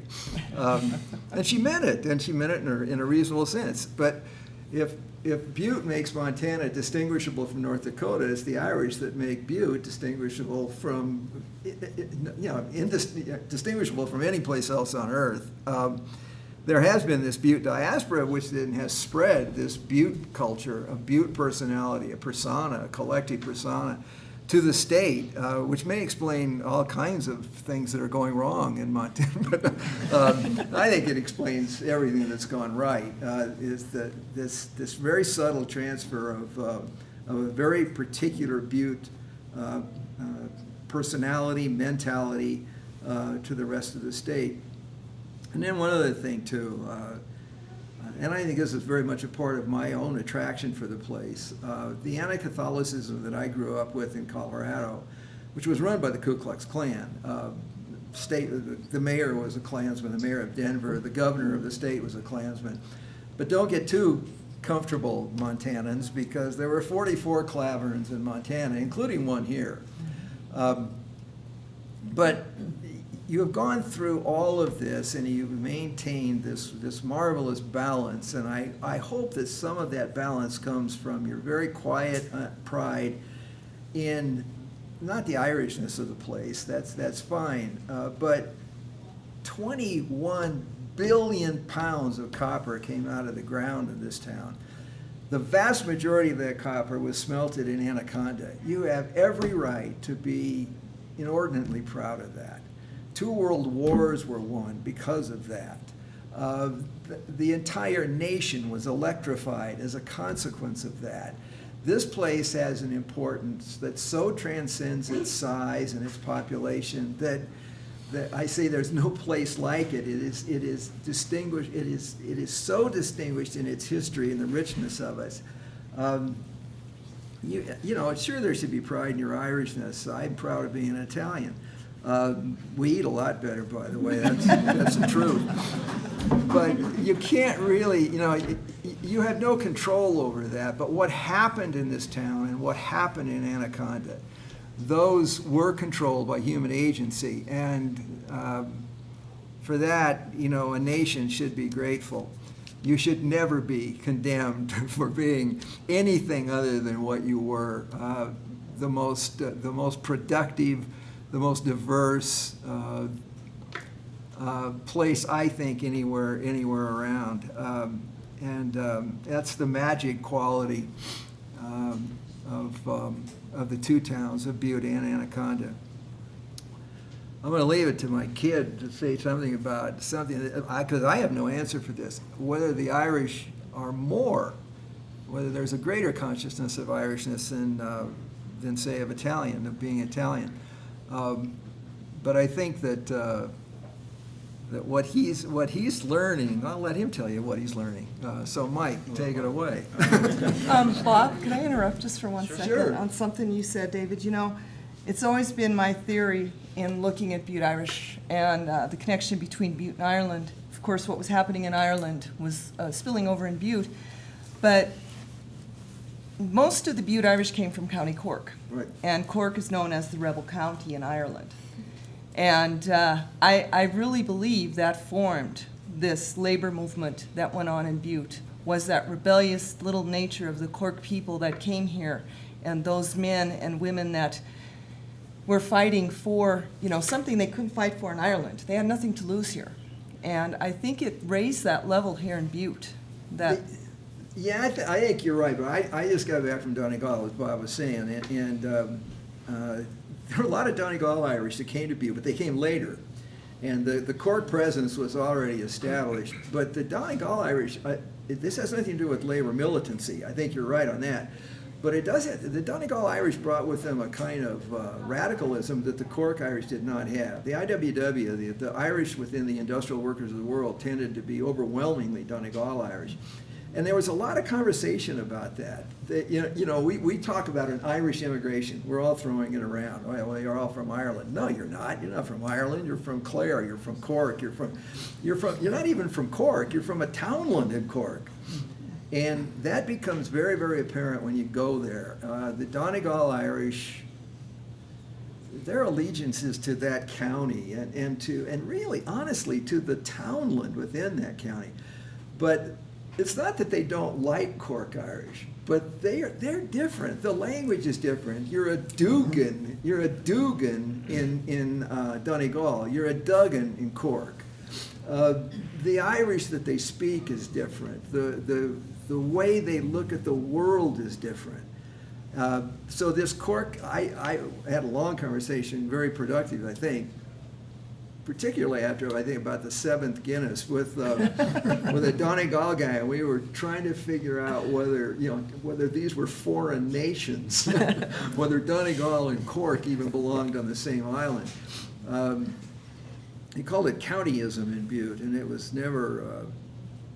It was always considered a hindrance to the Irish national movement, but the labor question also came up frequently. Michael. Well, I think from my own perspective, growing up in Missoula as opposed to Butte and Anaconda in the 80s and 90s, I think at this point, these matters probably had relaxed a bit. I went to school with Whaleys and Moriartys and Flahertys and felt a kinship with them, but on our shared heritage. But it wasn't being Irish was more, I think, a kind of a personal. It was more personal for me than any sort of like tribal allegiance. I tried not to take it too seriously. It was Ireland was the source of the mythology I read as a kid, the music I liked as an adolescent, the literature I liked as an adult, but it wasn't something I was overly that I felt too deeply or was too overdetermined about. I thought, but in terms of the gathering, I mean, one thing that the one consistent aspect that is touched on in almost every interview in the gathering is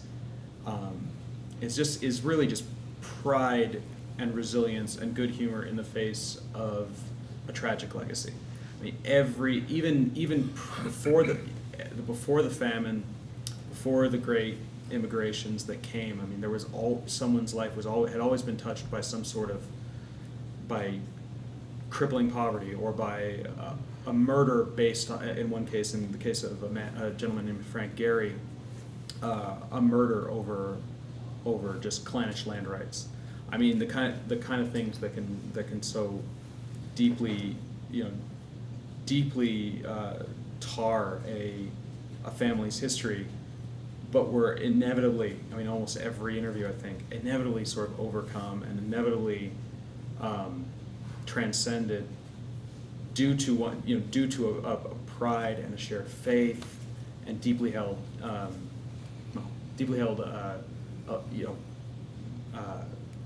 honor for being Irish and I don't know if I'm communicating it well, but just that was the one thing, because everyone had a different perspective about the company, the Anaconda Mining Company. Some people, thank God for the Anaconda Mining Company, it gave my family a livelihood. Other people, the company destroyed this area. It's morally culpable for both the destruction of countless lives and of the environment. Certain people were Catholic, certain people had fallen away from their faith. The diversity is extraordinary, but the one consistent aspect to all of these personal histories is pride in one's Irishness in the face of tragedies, both personal and political. And so, I mean, my own personal history doesn't as an Irish person is less important, I think, or less informative than that. And it's remarkable how often those notes get touched upon over the course of the Gathering project. Thank you. One of the things Michael mentioned there is tribalism, and I think you've seen a little bit of that here with the way people are talking about this, and certainly it's evident in my life and things. Joe mentioned last night we were talking about Native American. I work for a tribe here in Montana. I work for the Chippewa Cree, Nehu Inawa, and Ojibwe, Rocky Boys Indian Reservation. And often I'm asked to talk about different things. I work for their Cultural Resource Preservation Department. And I'm asked to speak about different things. And sometimes I'm asked to speak about culture and trauma, what that does. So I tell them our story. I tell them the Irish story. And they say, well, that's the same as our story. We're we've got a kinship here. And like Jack said, and Aaron said, I think, and Joe said, when you have kids, those kids are Irish no matter what. Well, you know, it doesn't matter. Blood is inconsequential. Culturally, this is who we are. Whenever I talk at the reservation, I talk about Irish and the Irish culture in Toronto. Inevitably, somebody comes up afterwards, they're kind of looking like this, and they'll say, well, you know, my grandmother was Irish, or so, you know, and that's it is true. When you see Jack and his family, they're Irish. That's the same thing these tribal folks up at the reservation do, and they talked about this idea of blood quantum and how it was introduced in the 1887 with the Dawes allotment, and that really was where it got started. And well, you're a quarter this, a quarter that, and all this. And they said, you know, it used to be if a Blackfeet woman went and married a Cree man, she was Cree, and that was their kids would be Cree, and it was kind of like that. And we see that here. We see that with what we're doing and what we're talking about. And one of the other reasons I brought up the tribe and working with the tribe is just like them, they're going through a lot of the same issues that we are as Irish and have gone through.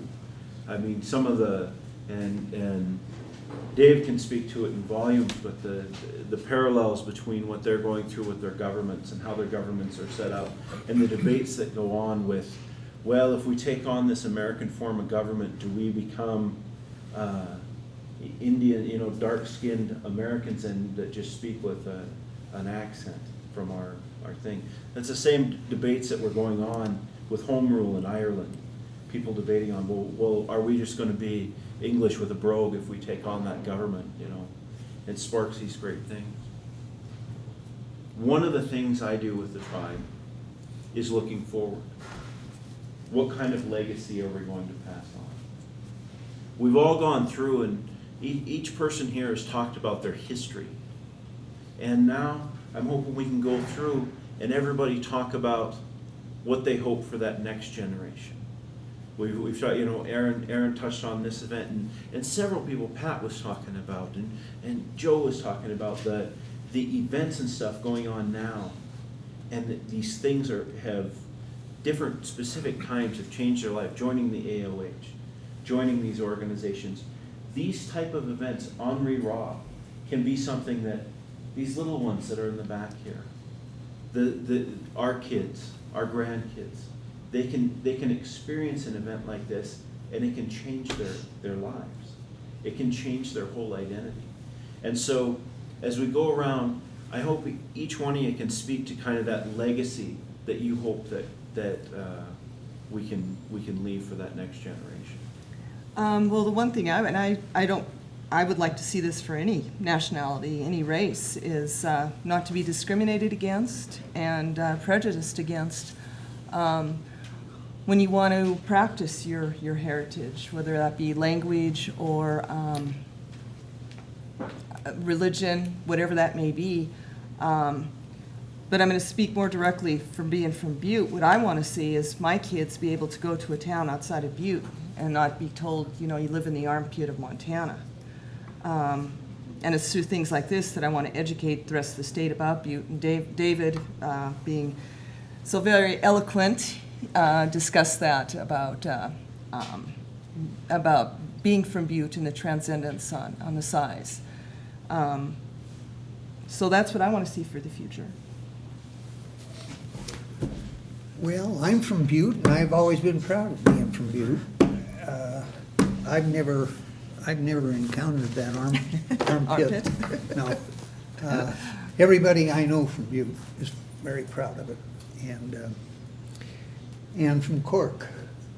They say over there that the Cork man that has a inferiority complex just thinks he's like everybody else. That's it. Well, I like to see carried forward is My children are single. So daughter Elizabeth's she can speak Gaelic. My son Connor is on again, off again, trying to learn the pipes. They're both members of the AOH. And talking about lineage and bloodlines, my kids are 100% Irish because their mother is Norwegian. Well, now where do you think Eric the Red came from? His mother was Irish, right? So we're all intermingled. And and the one thing about it is, yes, every race, every group, everything has their trials and tribulations. We also have our joys and our wonderful celebrations. And I want them to keep up I'll remember diversity in the past, look to the future, and build for a better way of life for everyone. What I brought in, and I guess my uncle started it, was a tradition of music, and nobody spoke to that. But I look back now with children and grandchildren, and I played the guitar and sang Irish songs and stuff all my life, and some songs that I guess nobody else ever even heard of that I thought were neat and would pass them on. And now I see my children and my grandchildren playing those very same songs and being delightful either in Bozeman or Missoula or wherever they're at. That where did you ever hear a song like that? Where did you ever get that? One of the things I noticed too is the first time we were in Ireland is the county isms. You would go over there and say, well, like if you're not in County Galway, you better not be singing songs about Galway, because they don't even know them hardly. I mean, something like Galway Bay or something, of course, is universal, but other songs are just pertinent to that area. So as we were able to go through the areas, we picked up songs that were exclusive there, and you would say, I'm looking for an artist by the name of this, because I got some of his books or I got some of his records in back home. Never heard of him. If he wasn't from their area, they never heard of him. And they are so musical and families full of music, and that's what I've been pushing to my kids, to the point where I even did pick up the bagpipes for a while and just got tired of blowing my brains out, so I gave them up finally. But my kids have taken those up, and that's what I want to bring forward, is the wonderful heritage of music. And I think from looking at my grandchildren, maybe that's going to happen as they pass it on to others. You know, my concern is our children and our children's children won't have an opportunity to learn where they came from. And so I'm hoping that we continue to do things like Henri Ra, things that give them the opportunity to learn where they come from. Jack was talking about songs. We try to get Jack over on St. Patrick's Day to sing the Irish Soldier Song in the Capitol Rotunda. And we have a lot of Irish step dancers there too, a lot of young kids, and it gives them the opportunity to learn about the Irish. And I hope that we continue to do that, so that when they do become very interested, there is an avenue for them to be able to learn about that. That's what I think about our previous ancestors. They've left records for us to learn about what they're about. And that's what I'm hoping that we do for our children and our children's children. Well, it's true. If you are Irish and you have other nationalities in your family, your family's Irish. I raised my husband's 2 children from his first marriage who are Swedish, Italian, and German, but they will tell you that they're Irish too. So I think I did a good job. And I think for me that going forward, what really is significant as a very deep imperative for me is learning more about the language. My mother was guilty of a smattering of English blood, and my father and my mother would go rounds and rounds about it when she hung a commemorative coronation plate of Queen Elizabeth II in our kitchen, which probably was going a little bit over the top.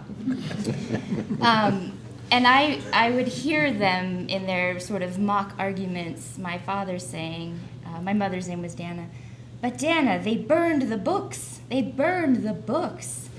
And sometimes it was glib and sometimes it was quite serious. And I think I was maybe 7 or 8. And I said, Dad, what do you mean? And he explained something very serious to a small child as well as he could. And it was enough for me to understand what eradicating a language would do to a culture and a people from that very, very young age.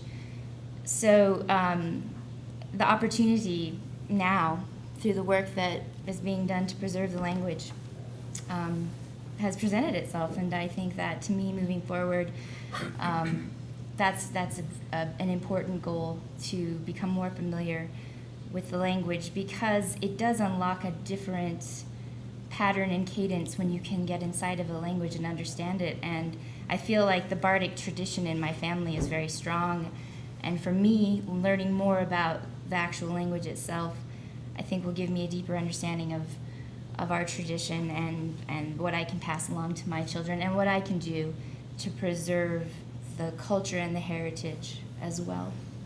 So I think that's kind of my thing, is the language. I think the work that the Hibernians are doing, Henri Ra, I think we're well on our way to passing on the heritage to, in a manner that's never been done before. I know St. Patrick's Day has always been a big thing in my family. That was the sum total of our Irish celebration when I was young. But I've got 4 kids and 5 grandkids, and I've got my grandkids now thinking about St. Patrick's Day in the framework of coming home for the holidays. I hear one of them say, "Are you going home for the holiday?" And they're talking about St. Patrick's Day. Pretty neat. I think it's a holiday. It is a holiday, a holy day. So I think we're well on our way to passing that on. Raising the level of consciousness is the word I like to use, and making them think about it, which they ordinarily wouldn't do. I want to follow up very quickly on what I'd like to see passed along from something that Mike said. It's not just that, why are the Irish so conscious, and why is the allegiance so strong? Why is the continuing pride in ancestry so apparent?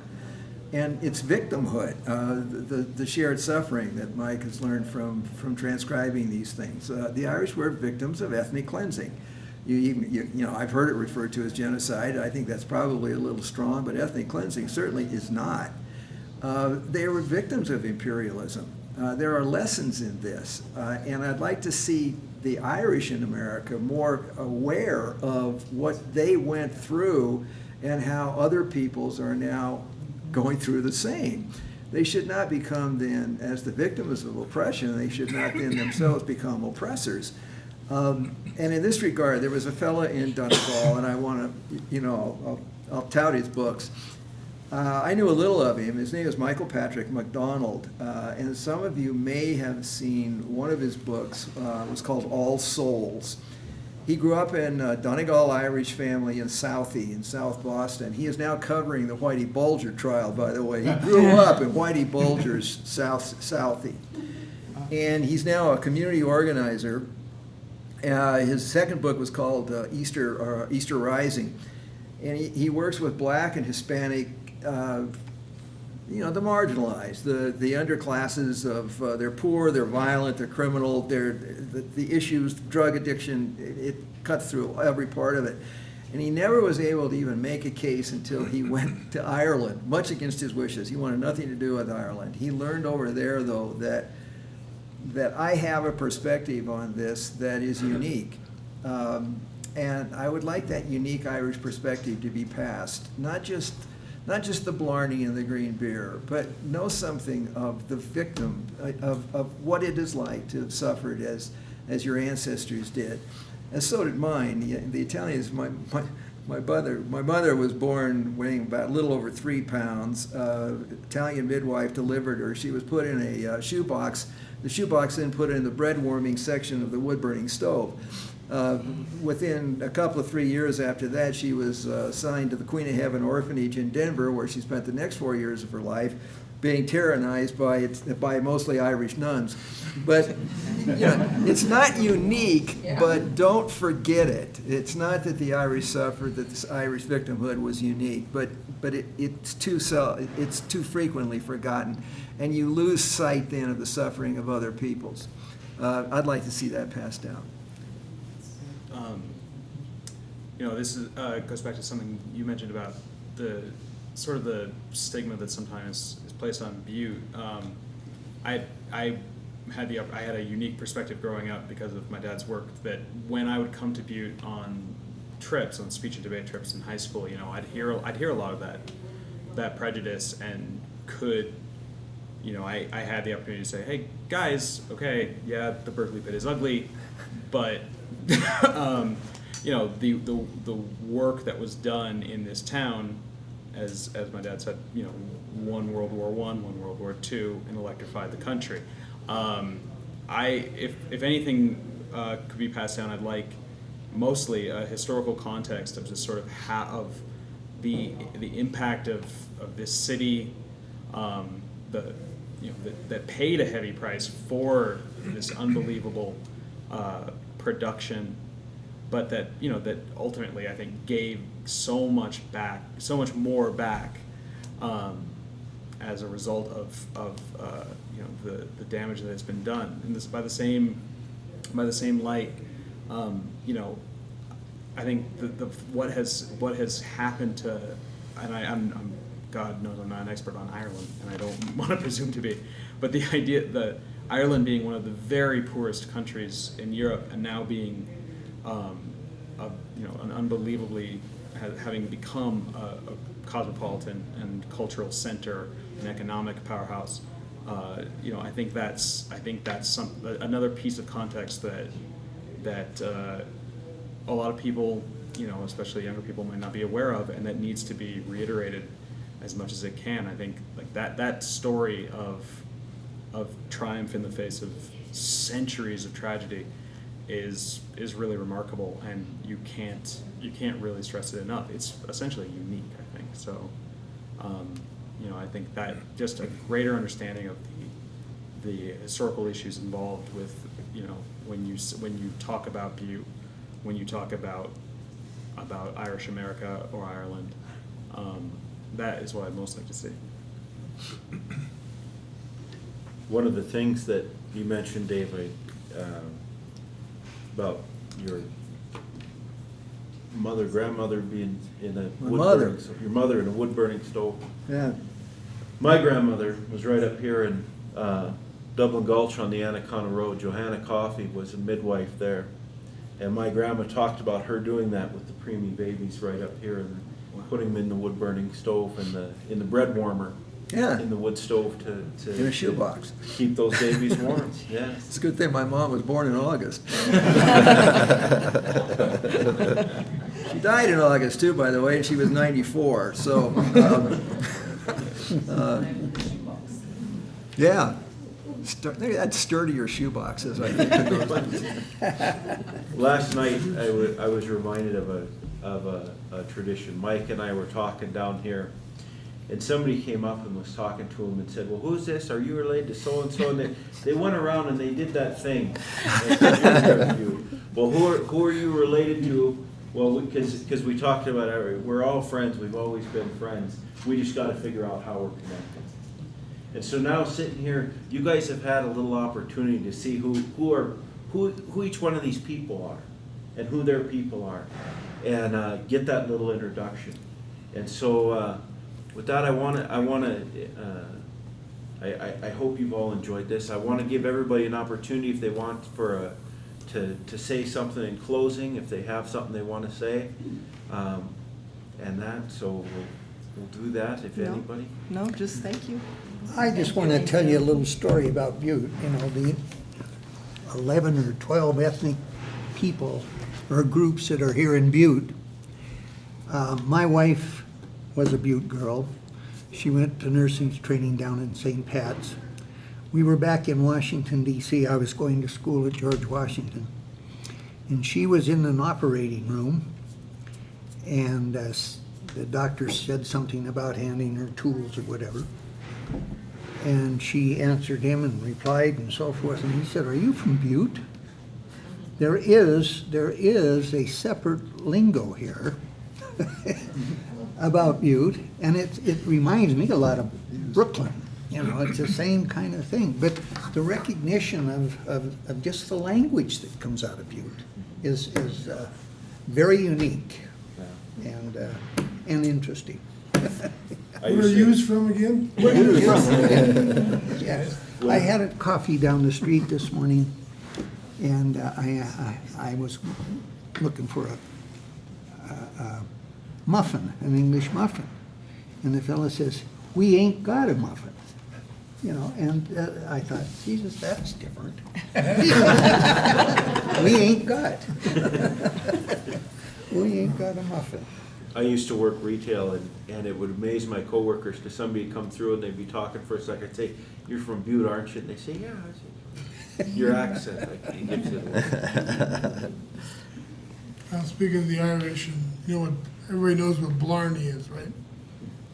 Well, blarney, the best definition I ever heard was, that's the ability the Irish have to tell someone to go to hell in such a way they actually look forward to the trip.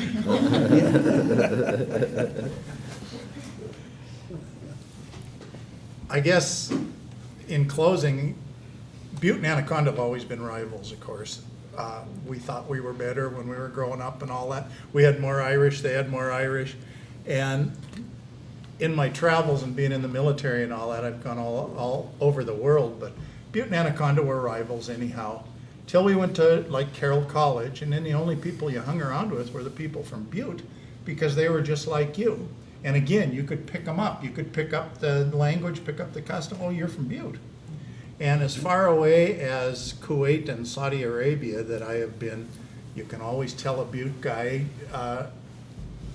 when you run into him. You don't even have to ask, but I always ask them, "Where are you from?" Butte. "Oh, yeah. Yeah, you could tell." So it does follow you all over the world. Stepson-in-law of mine, he was saying, he's from Lewistown, and he said he was in Butte and he broke up a fight, trying to break up a fight between a Butte and Anaconda guy. And he said, "I'll be damned if they didn't both turn on me." Like, yeah, don't, you know, we can pick on each other, but we'll start throwing rocks at you. Well, yeah. Give it a private fight, not a Yeah, public. stand I was in Ireland one time, and this Irishman said, "Yank, where are you from?" He says, "Oh, don't tell me." He says, "Let me guess." He says, "Are you from Boston?" I said, "No." And he looked at me. He says, "Are you from New York?" I said, "No." He looked at me. He says, "Are you from Butte, Montana?" I said, "Yes." I just want to thank you, Bob, and the Gathering Project for this opportunity. And it's been really wonderful hearing everyone's stories today and seeing the threads that run through all of our different families and lives and paths through this culture that we share. And I think that what's resonated the most with me today is this idea of how intrepid, first of all, you had to be to make the crossing, and also how dire the conditions were to drive you from some place that you loved so much. And I have grandmothers on my paternal and maternal side, great-grandmothers, who crossed when they were 8 years old with their siblings without their parents. And when I think about that, it's truly a miracle that I'm sitting here today. And I think that's the underlying root of where that pride comes from. And so the Blarney and the green beer are great, but that's the foundation. I'd like just to kind of close with a left-handed salute to my friend Kevin Shannon. If you guys know him, his daughter is Ellen Crane here. Anyway, he looks like an Irishman, he acts like an Irishman, he is an Irishman. But one of the stories he told me was typical Butte thing. We were talking about a politician that we both know who's still alive. and he's a Republican. And he says, I like this guy. He says, I have no problem voting for a Republican. He said, every time I vote, I cut one of my fingers off, and he held up his hands like this. He says,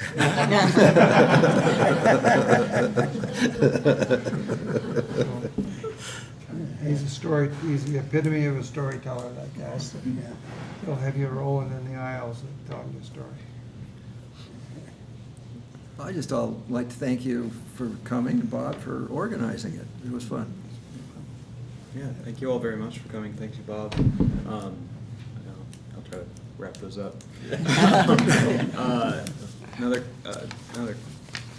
looking over the Kevin Shannon, the transcript of his interview with Gathering, there's a great moment where he talks about, he calls women from Limerick stone throwers, and he explains that when the Vikings invaded Ireland, and Limerick women would put stones in their stockings and beat the Vikings with them as like clubs or shillelaghs, and so he's called them that ever since. I'm not sure if they're in on the joke, but anyway, yeah, he's a remarkable storyteller and clearly a lovely man. Well, thank you all so much. It's been great to have everybody here, especially with all the confusion with the scheduling, and I know some of you went over to Butte Central because that's what it said in the paper, and that. So I appreciate you making your way here. And you know, if you enjoyed this, and I hope you did as much as I did, I appreciate and thank each and every one of you. Like I said at the beginning, this was kind of, I said, well, who would be the best ones I could ever think of, and I wrote that list down, and my gosh, they all said yes. I was absolutely shocked, and so thank you all so much for agreeing and being here. And to each and every one of you, I hope that you enjoy this weekend. I hope you enjoy your time in Butte and celebrating your Irishness. If you want to get involved with the gathering, just talk to me. I've got cards and stuff, and you can see some of the stuff we've done on our website and different things going on. But I invite each and every one of you to be a part of this. And thank you all so much.